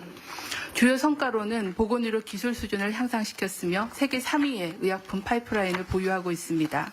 후보물질 발굴, 임상 지원 등을 통해 항암 신약의 미국 FDA 승인을 획득하고 시장에 진출하였습니다. AI 기반 진단 솔루션의 글로벌 진출을 본격화하였습니다. 또한 임상 연구로 치료 효과를 높이고 의료비는 절감하였습니다. 23번 슬라이드입니다. 현장의 목소리입니다. 건강 격차 해소 등 국민이 체감할 수 있는 성과 창출, 보건의료 데이터의 개방과 활용, 신기술의 규제 개선 등의 요구가 있었습니다. AI 기술은 신약 개발 가속화, 의료기기의 신속 정확화, 의료 서비스 품질 향상 등 의료 패러다임의 대전환을 가지고 오고 있습니다. 25쪽 슬라이드입니다. R&D 추진 체계입니다. 보건복지부는 현장 수요와 AI 기술 변화를 반영하여 바이오 헬스 강국 실현이라는 비전 하에 투자 방향과 추진 전략을 수립하였습니다. 26쪽입니다. R&D 투자 방향입니다. 첫째, 국민 건강을 위한 기술 혁신에 투자하겠습니다. 암, 치매, 희귀질환 등 진단 치료 기술 개발과 지역의료 격차 해소, 자살, 마약, 저출산 등 사회 문제 해결, 팬데믹 대응 기술 개발을 지원하겠습니다. 둘째, 바이오헬스 미래 성장 동력을 확보하겠습니다.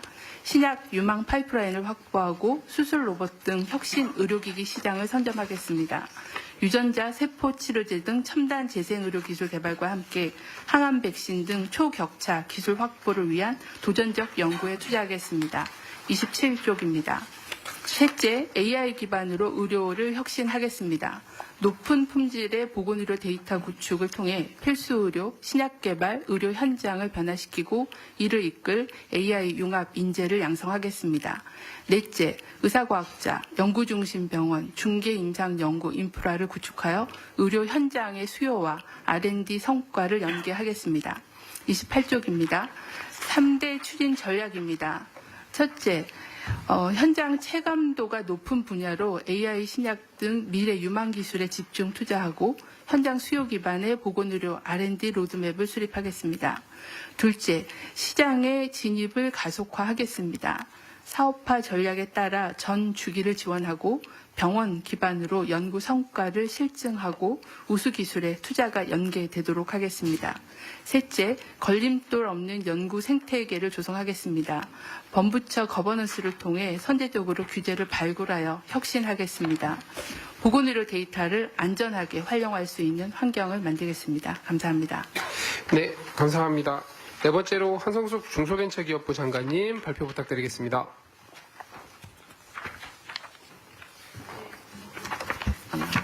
네, 중소벤처기업부입니다.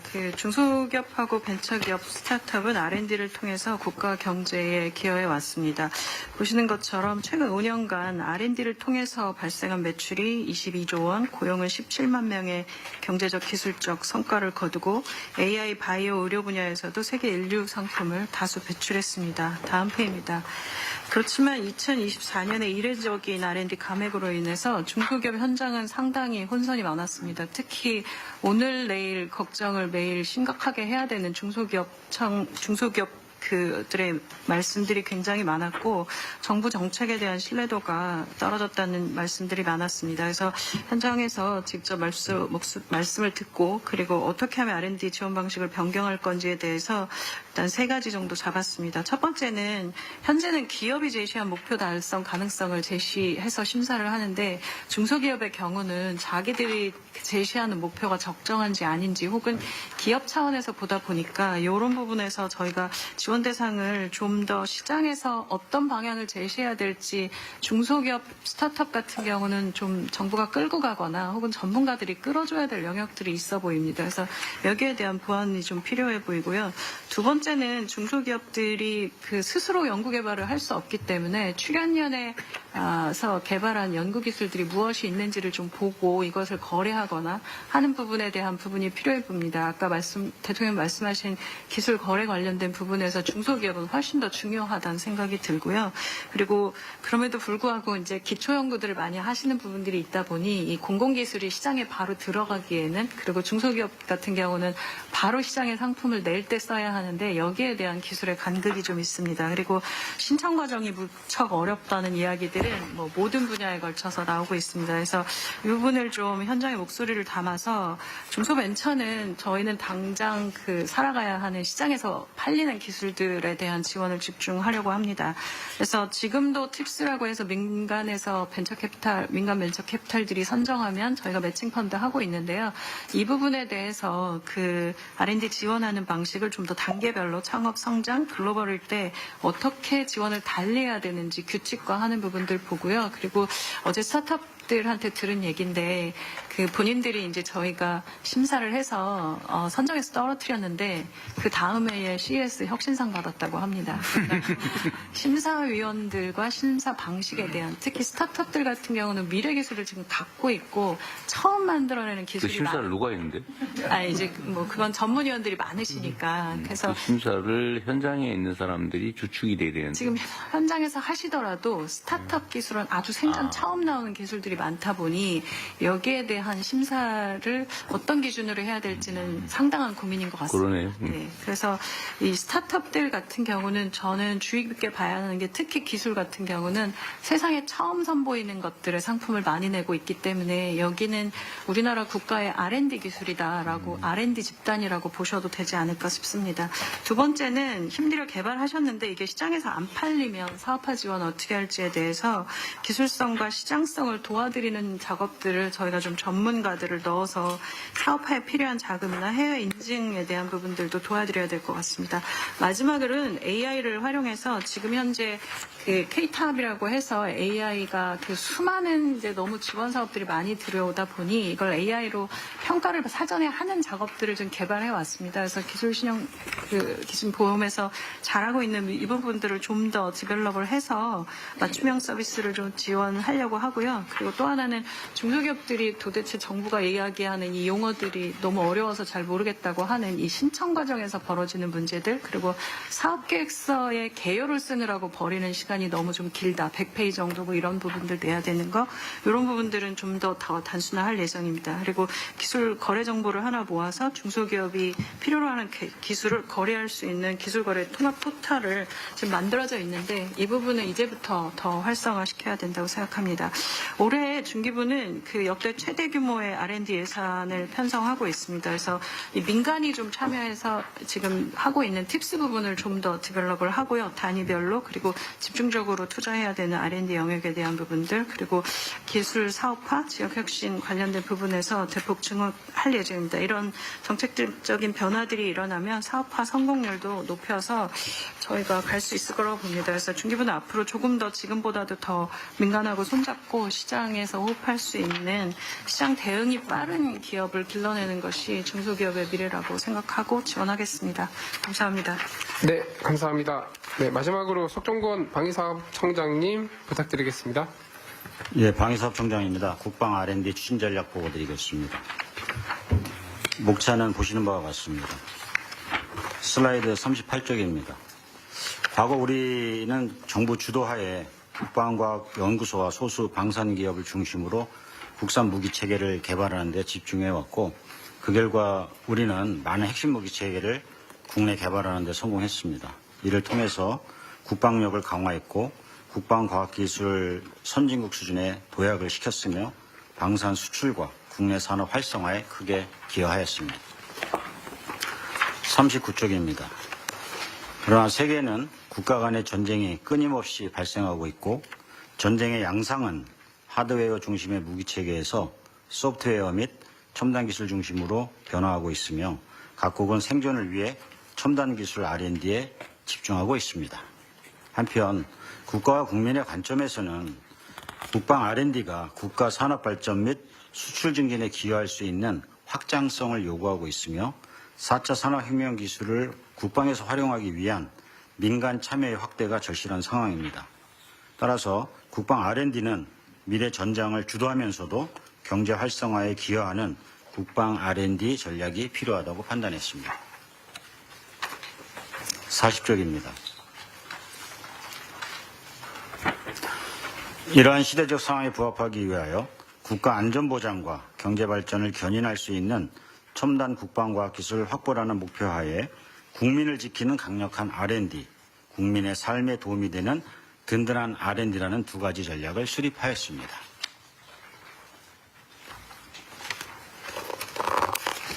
41쪽입니다. 먼저 국민을 지키는 강력한 R&D를 통해 국방 본연의 임무에 충실하겠습니다. 국방과학기술의 선도자로서 다양한 위협에 대응 가능한 첨단 무기체계 확보와 미래 전장을 지배할 수 있는 신규 무기체계 게임 체인저 개발에 통해서 국방력을 강화하도록 하겠습니다. 다음 쪽입니다. 두 번째로 국민의 안전이 보장된 가운데 국민의 삶에 도움이 되는 든든한 R&D를 추진하겠습니다. 4차 산업혁명 기술은 민간과의 공통 활용이 용이합니다. 따라서 개방형 R&D를 통해 범용적으로 활용 가능한 기술 개발을 확대해 나가겠습니다. 예를 들어 기존 K2 전차 개발 시 대부분 국방 전용 기술이 적용되었고 민간 활용이 가능한 기술은 5% 정도에 불과했습니다. 그러나 현재 계획 중인 AI 기반 미래 전차의 경우에는 약 40%가 민간에서 활용이 가능한 범용 기술이 적용될 것으로 판단하고 있습니다. 다음 쪽입니다. 민간 활용을 고려한 국방 R&D 추진을 통해 개발된 무기체계나 기술은 국민의 삶의 질 향상에 직접 기여할 수 있습니다. 보시는 바와 같이 국방의 저궤도 위성은 비상 상황에서 국민에게 통신을 제공할 수 있고 무인기, 로봇 기술의 경우 재난 현장이나 고위험 작업 등 다양한 분야에서 활용이 가능합니다. 이처럼 국방에서만 쓸 수 있는 기술이 아니라 다양한 국민의 삶의 현장에서 활용할 수 있는 첨단 기술 개발을 통해 예산 투자의 파급력을 극대화하겠습니다. 다음 장입니다. 26년도 국방 R&D 예산은 5조 8천억 원입니다. 향후 무기를 개발하는 데 있어 국방 전용 기술뿐만 아니라 산업 발전과 긴밀히 연계된 범용 가능 기술 투자를 확대하여 국가 안전 보장과 경제 발전을 견인하겠습니다. 이상 보고 마쳤습니다. 발표해 주신 정 차관님, 차장님 감사합니다. 지금부터 235 보고안건에 대해서 토의를 해야 되는데 시간이 아주 많지는 않아서 네, 발을 원하시는 분들께서는 컴팩트하게 네, 부탁드립니다. 네. 예. 제가인가요? 네, 간단하시죠. 네. 가운데학의 홍형덕입니다. 어리고리 하다가는 발언 기회도 못 얻을 것 같아서. 여기는 흔치 않은 사회과학을 한 사람으로서 좀 거시적인 얘기를 몇 가지 하겠습니다. 지난 연초에 네이처지에서 R&D 투자 효율성이 매우 낮은 국가 중에 하나로 한국을 지목을 한 적이 있습니다. 그 이유로서 몇 가지를 지적을 했는데, 이 단기 성과 위주의 어떤 그런 투자를 하더라. 그리고 장기적인 어떤 도전적인 모험적인 이런 연구에 대한 투자의 비중이 낮더라는 이런 지적도 있었고요. 또 정부 부처 간의 어떤 그런 투자 중복이 많다는 이런 지적도 사실은 우리가 모르는 바는 아닙니다. 일반적으로 우리가 다 인식하고 있었고, 또 우리가 R&D에 대해서 얘기를 할 때 수직 계열화되어 있다거나 아니면 정책들이 파편화되어 있다는 이런 얘기들도 우리 스스로 많이 해왔던 이런 얘기입니다. 그렇지만 사실 이런 문제들이 하나의 어떤 그런 제도 개선으로 되지는 않습니다. 지속적이고 적극적인 어떤 그런 제도를 통해서 이제 이루어질 수 있는 거라고 생각되는데, 그래서 제가 한 가지 제안을 하고 싶은 거는 아까 대통령께서도 말씀하신 것처럼 R&D 연구의 효율화나 또 어떤 그런 생산성이라는 것이 하나의 문제가 아닙니다. 우리가 이제 지식에서부터 기초 응용 개발 사업화에 이르기까지 수많은 어떤 그런 과정을 거치면서, 여기도 보시면 기초의 교육부에서부터 과기부, 산업부, 중기부 모든 부처들이 이제 각각의 어떤 영역에서 이제 업무를 하고 있는데, 이러한 것들이 서로 특히 요즘 같은 경우에는 문제 해결형, 임무 중심형, 문제 해결형 접근을 하는 과정에서는 절대적으로 협업이 필요한 것이고요.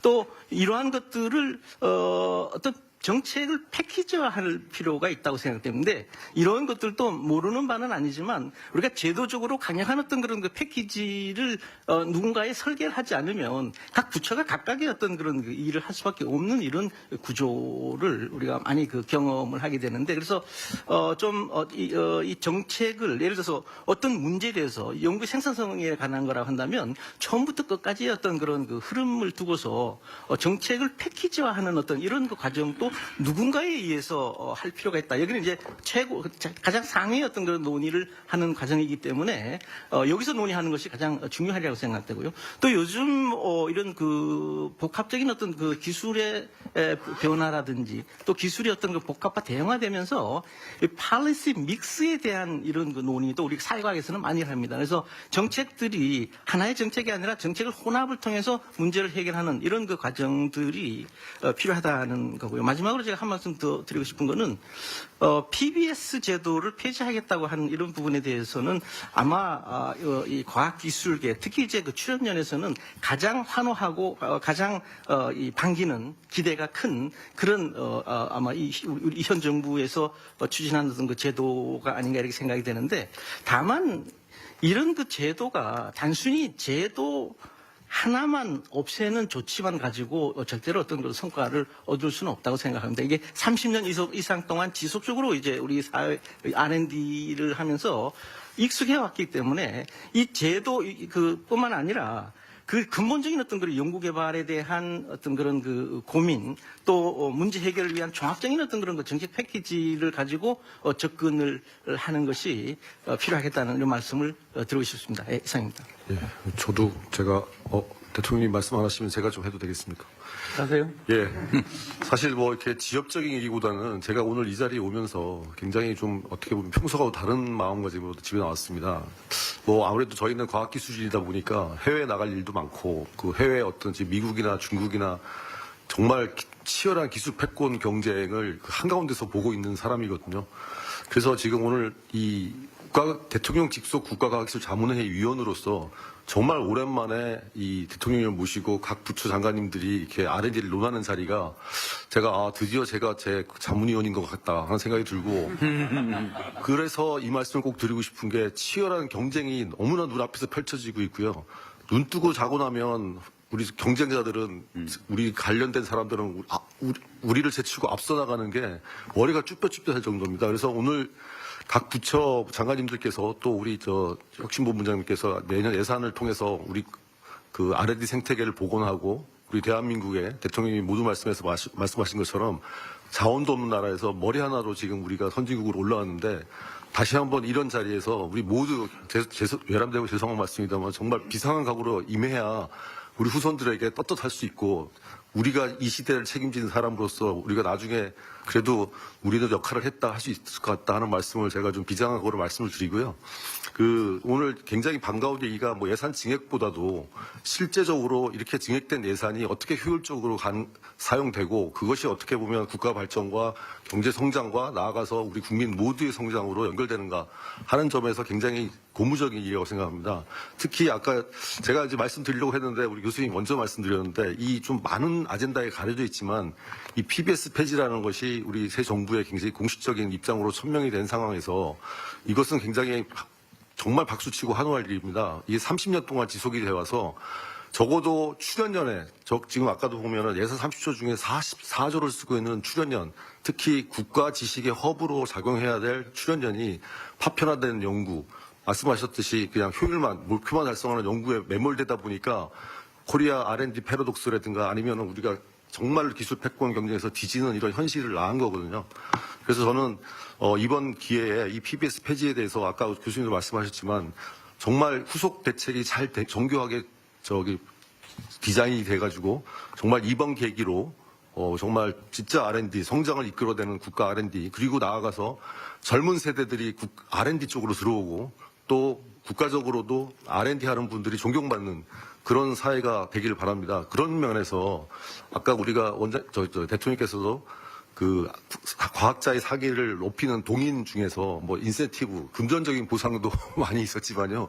사실은 저 같은 경우에는 이제 출연연구소에 있다 보니까 사기를 좀 먹고 사는 것도 많습니다. 그래서 우리 대통령님과 장관님들께서 많이 바쁘시겠지만 좀 이게 국가자문회의도 좀 주제 좀 해주시고 또 현장도 자주 방문하셔가지고 실제 우리 대통령님이 소탈한 성격으로 대화도 좀 많이 하시고 하면 경제적인 인센티브와 함께 사기 진작에 굉장히 큰 도움이 될 거라고 생각합니다. 네. 이상 제 의견. 좋은 제안이십니다. 감사합니다. 짧게 이제 부처 협업이 안 된다, 또 일부 나눠 먹기도 있다, 파편화적 이런 얘기를 많이 하잖아요. 이제 우리 미국의 경우에 보면 달파처럼 이제 프로젝트를 직제로 끌고 가는 어떤 그 PM 중심의 제도가 있어서 그 PM들이 권한을 가지고 여러 부처든 이런 거에 상관없이 그 과제, 그러니까 도전적인 과제를 발휘하고 그것들 성과 평가까지 다 끌고 가지 않습니까? 우리도 그런 이 과제 점점 나라가 커지고 복잡해지니까 이 과제를 전반적으로 책임지고 끌어갈 그런 PM 조직도 검토해 볼 수 있지 않나 그런 생각이 좀 들었습니다. 저도 한 말씀 올리겠습니다. 네. 기업에 이제 몸담고 있는 몸으로서 제가 기술 개발을 하면서 느꼈던 것 중에 가장 중요한 게 기술 개발을 어떤 식으로 잘 철저히 검증을 내서 기술 완성도를 높이는가. 그게 이제 완성도 높은 어떤 기술이 결국 시장에 먹히게 되니까 그 부분에 대해서 기술의 어떤 실전 기회를 갖다가 좀 많이 주입사하는 좀 말씀을 좀 드리고 싶었습니다. 그리고 어제 제가 기사를 보면서 대통령이 빌 게이츠 이사장님하고 미팅을 하면서 논의하시는 것 중에서 제 눈에 가장 먼저 들어온 단어가 SMR이었습니다. 그 SMR 같은 경우에는 제가 좀 말씀드리고 싶은 게 지금 현재 이제 과기부의 12대 전략 기술에 포함되어 있습니다. 근데 이 기술의 어떤 보다 더 경쟁력을 높이기 위해서는 중소 중견기업이 이 설비 투자를 좀 활성화해야 되는데 실제 중소 중견기업이 좀 어려움을 겪고 있는 것 같습니다. 그래서 이 기술이 이제 조세특례법에 전략 기술로 포함되게 되면은 아마 좀 중소기업들의 어떤 생태계라든지 그리고 또 국가의 어떤 경쟁력 강화에 아주 많은 도움이 되고 그것이 결국 국익의 어떤 수익으로 되돌아올 수 있는 어떤 그런 구조니까 그 부분에 대해서 좀 긍정적으로 국가 기술, 전략 기술이 너무 많던데? 12대 전략 뭔 전략이 그리 많아? 12대 전략 기술입니다. 네네. 네? 너무 많아서 n분의 1 소리가 나오고. 그러니까. 네. 너 아까 말씀하신 예, 저도. 예. 예. 저도 출연연 소속 위원으로서 우리 장준현 위원께서 말씀하신 대로 PBS 폐지 정말 환영합니다. 정말 힘든 일일 겁니다. 앞으로도 제도를 정립시키는데 이제 그동안 30년 동안 PBS에 맞춰서 모든 게 지금 운영되어 왔기 때문에 그럼에도 불구하고 좀 그 부작용이 너무 많았기 때문에 당연히 폐지됐어야 됐던 거고 이게 5년 동안 차분차분 제대로 된 제도가 이제 확립되기를 정말 간절히 기대하겠습니다. 그리고 이제 에너지 전문가로서 우리 산업부 차관님께 건의드리고 싶은 게 있는데요. 지금 새 정부 계획에 RE100 산단이 얘기가 되고 있는데 실제로 우리나라 에너지 환경이 워낙 열악하고 OECD 국가 중에서 에너지 안보가 가장 취약한 나라가 우리나라입니다.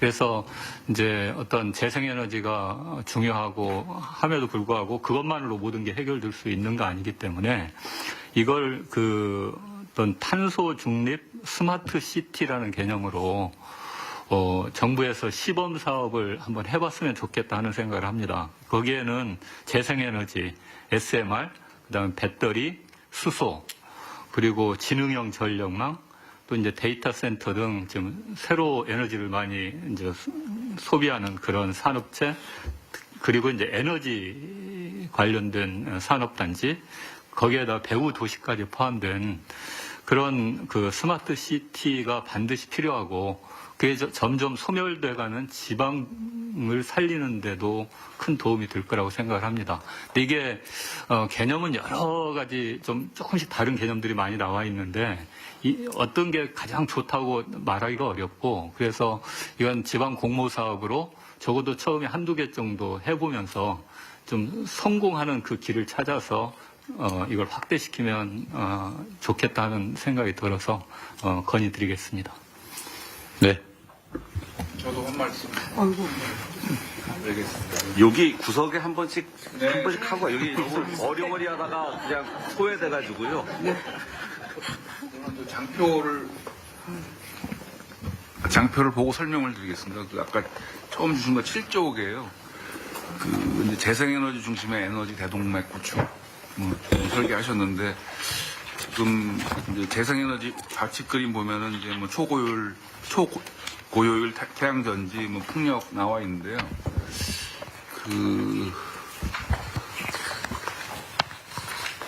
이 에너지 시스템만 잘 되면은 신재생이 된다고 우리가 오해하고 있는 게 있는데요.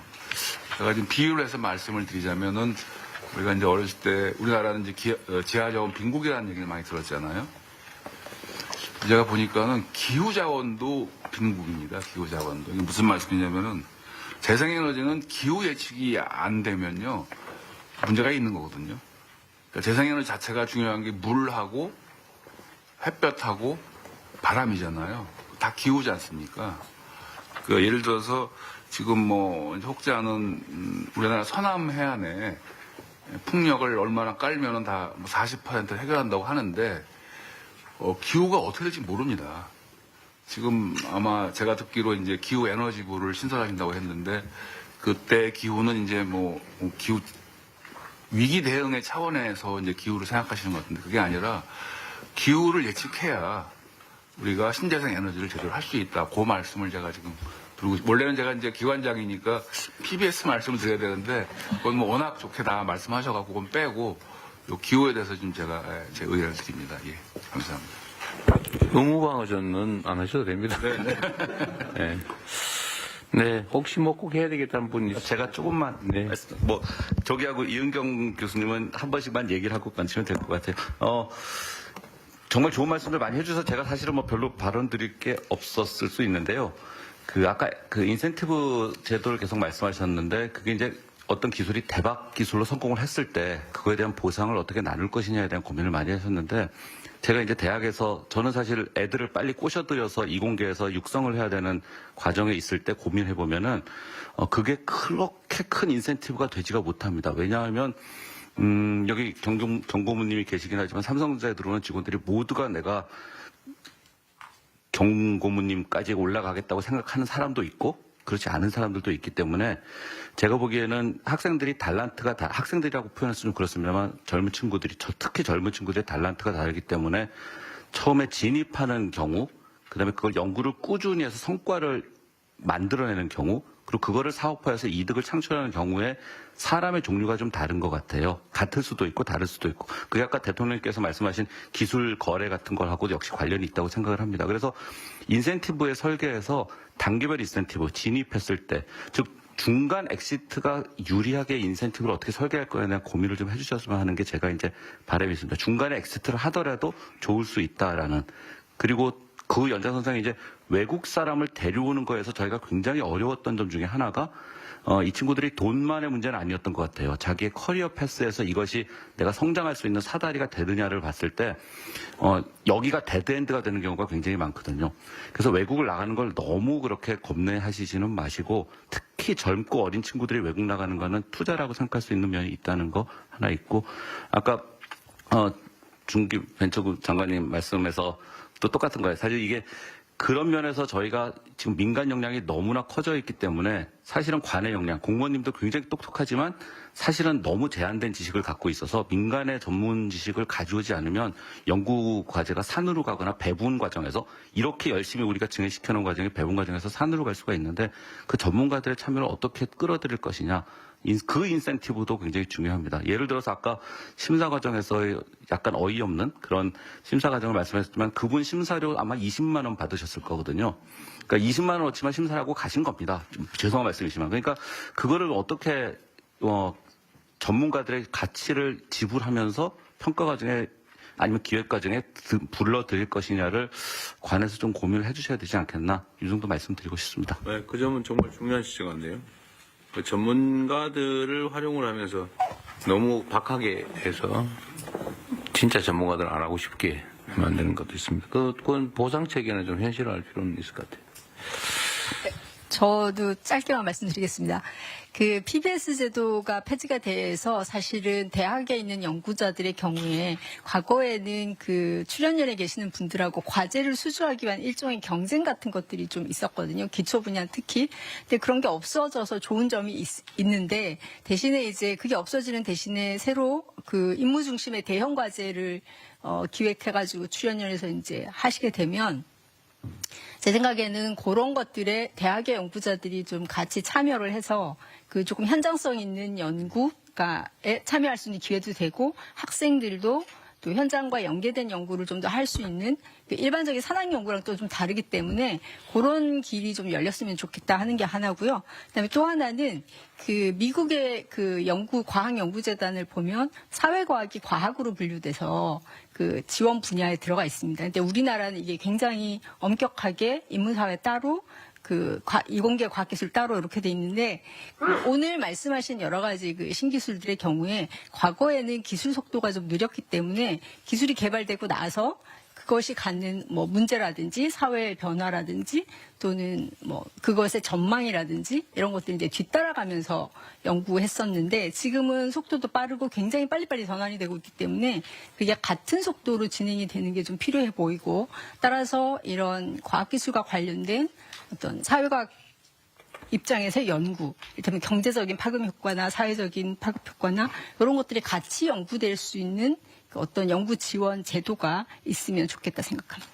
네. 대통령님 제가 10초만 하겠습니다. 시간이 많이 지났는데 제가 이제 거의 마무리를 하는데 사실 국가 R&D를 수행하는 주체로서 대학의 역할은 굉장히 중요하다고 생각합니다. 오늘 이 자리에서 대학에 대한 얘기가 전혀 안 나와서 제가 그냥 한번 이슈화하면서 특히 그 지역대학 육성과 관련해가지고 한 말씀 드리고 싶은 거는요. 사실 뭐 지역대학 육성이 어제 오늘 얘기도 아니고 모든 정권에서 있었는데도 왜 계속 지역대학은 계속 꺼져가고 있는지에 대한 이런 부분들이 참 답답한데요. 제 생각에는 대학에 대한 어떤 그런 투자 가지고 하나의 어떤 그런 그 사업이나 일부 어떤 그런 그 사업을 가지고 대학이 나아질 거라고 생각을 한다는 게 너무 쉽게 생각한다는 거예요. 그래서 저는 지속적이어야 되고 장기 투자가 이루어져야 되고 과감한 투자가 이루어져야지만 어떤 그 정책이 효과가 이렇게 10년 후, 20년 후에 나타나는 거지 당장 어떤 그런 그 오늘 내일 정권, 그러니까 효과를 보기 위한 어떤 대학 정책은 처음부터 어떤 그런 그 기대를 하기보다도 그런 장기적인 어떤 시각을 가지고 해야 된다고 생각돼요. 그 다음에 이제 지역 대학과 관련해가지고는 뭐 여러 차례 이런 논의가 있었는데 그 답은 저는 지역별로 지역 산업에 특화된 특성화 전략이라고 생각합니다. 그래서 대학이 지역하고의 어떤 그런 연계를 가져야지만 여기에는 이제 지역 소멸이라든지 균형 발전이라든지 이런 부분하고 패키지로 이제 논의가 될 필요가 있다고 생각을 합니다. 그래서 좀 더 적극적으로 지역 대학에 대한 어떤 그런 거 투자나 어떤 그 계획들을 세울 필요가 있지 않나 하는 이런 생각을 해봅니다. 네. 예, 이상입니다. 기재부 장관님, 지금 교수님 말씀하신 것처럼 우리가 모든 정책 결정이나 예산 편성이나 해서 지역 인센티브 제도를 도입하기로 했잖아요. 여기는 지역 R&D 항목이 따로 있는 것 같은데 전체 R&D에도 지방 또는 지역에 우대하는 방안이 특별히 발견되지는 않네요. 그 전체 R&D에 대해서는 그 사업별로 이렇게 접근을 하다 보니까 그렇죠. 지역별로는 쉽지 않죠. 뭐 지방에 무슨 대규모 연구기관이 따로 있는 것도 아니고. 다들 알겠습니다. 네, 또 혹시 뭐 제가 말씀드려도 될까요? 아까 죄송합니다. 아닙니다. 우리 교수님. 아까 강원대 홍 교수님께서 네이처가 우리나라 R&D 효율성을 굉장히 낮게 평가한 원인을 여러 가지 말씀하셨는데 하나 중요한 걸 빼먹으셨어요. 그게 다양성이 굉장히 부족하다라는 겁니다. 특히 이제 스템 분야의 과학기술배의 여성 연구 인력이 다른 나라에 비해서 작고 또 여성 연구자들이 연구비를 받는 비율이 작고 특히 대형 과제에 굉장히 작다는 평가를 해줬고요. 마지막으로 과학기술계 리더십의 포지션이 여성이 너무 없다. 그래서 이 여성의 다양성에 대해서 크게 짚은 바 있다는 것을 말씀드리고 싶습니다. 이상입니다. 네. 저도 그럼 마지막으로 말씀드리겠습니다. 사실 뭐 분야별로 말씀하셔서 저는 바이오 전문가라서 제가 바이오 관련해서 말씀드리고 싶은 것은 대통령님께서 좀 자주 저를 좀 봐주셨으면 하고요. 안 웃으시네. 죄송합니다. 예. 그 다음에 두 번째가 사실 우리 과학기술이 국방에서 정말 많이 빛나고 있습니다. 그래서 그 부분도 정말 앞으로 과학기술을 이용해서 국방 쪽도 많이 나갈 걸로 생각하고 나라를 지키셨던 이순신 장군과 더불어서 또 우리나라를 태평성대로 이끄신 세종대왕님께서 하신 게 성균관 유생과 저는 연대 소속입니다만은 웃어줘야 되는 거죠. 글쎄요. 이때가 또 웃음 포인트였어요. 예. 병연을 통해서 이 국가를 부국 강병으로 이제 이끌어 주시기를 바라면서 마지막으로 사실 대통령님께서 가시는데 언론이 가고 언론이 가는 곳에 국민의 눈길이 갑니다. 그래서 대통령님께서 과학기술에 관심은 대통령님께서 과학기술 현장에 많이 가시는 거에 있고 특히 이 자문회의에 매번 참석을 만약에 한다고 그러면은 이게 경영에 장이 되지 않을까 싶습니다. 예. 네, 시간이 꽤 많이 지났는데 혹시 마지막으로 아니 그냥 가기는 죽어도 못하겠다 이런 분이 있을 수 있어서 혹시 있으면 말씀하십시오. 네, 다 된 것 같은데요. 네. 일단 아까 얘기하다 말은 게 있는데 일단 해외 인재 유치는 매우 중요한 과제인 것 같고 어쨌든 최근에는 대한민국이 문화적으로 선망하는 지역이 또 나라가 되다 보니까 가능성이 꽤 열린 것 같아요. 근데 이걸 그럼 어떻게 실제로 인재 유치로 연결할 거냐는 또 다른 문제인데 그건 고민을 좀 해야 될 것 같네요. 그냥 가자 이렇게 끝낼 게 아니고 어떻게 이렇게 고민해야 되는데 지금 이게 뭐 나름 우리 의제를 만들어서 검토하고 연구는 하고 있죠, 그죠? 네, 진행하고 있습니다. 네, 뭐 뚜렷하지는 않지. 네. 아무튼 이 길을 좀 우리 개척을 해야 될 것 같긴 합니다. 어쨌든 뭐 여러분들 너무 시간이 많이 지났는데 2시간이 됐는데 어쨌든 크게 도움이 됐고요. 우리 아마 관련 부처에서도 여러분들이 오늘 제시해 주신 안이나 뭐 의견이나 크게 도움이 될 것 같습니다. 또 관성을 벗어나서 또 완전히 새로운 길을 또 개척도 해야 되고 또 그간의 경험이나 노하우도 유용하게 잘 활용해서 대한민국의 과학기술 분야가 이전과는 좀 다르게 취급될 수 있도록 할 생각입니다. 제가 빈말로 하는 게 아니고 어쨌든 과학기술에 투자하고 과학기술이 발전해야 그 나라가 지속적으로 성장 발전하는 건 역사적 교훈이기 때문에 정말로 최선을 다해서 과학기술 분야에 지원하고 투자할 생각입니다. 앞으로 계속 함께 해주시고요. 또 부족한 게 있으면 제안도 뭐 허심탄회하게 언제든지 해주시기 바랍니다. 자주 뵙도록 노력하겠습니다. 고맙습니다. SES. 네, 대통령님 감사합니다. 이것으로 하겠습니다. 네. 지금 내년 예산이에요. 우리 예산 편성 이래를 가장 최고로 대통령께서 많이 늘렸습니다. 그래서 과학기술계가 하여튼 이 용기를 가지고 하시면 될 것 같습니다. 네, 감사합니다. 이것으로 국가과학기술 자문회의 전원회의를 마치겠습니다. 먼저 대통령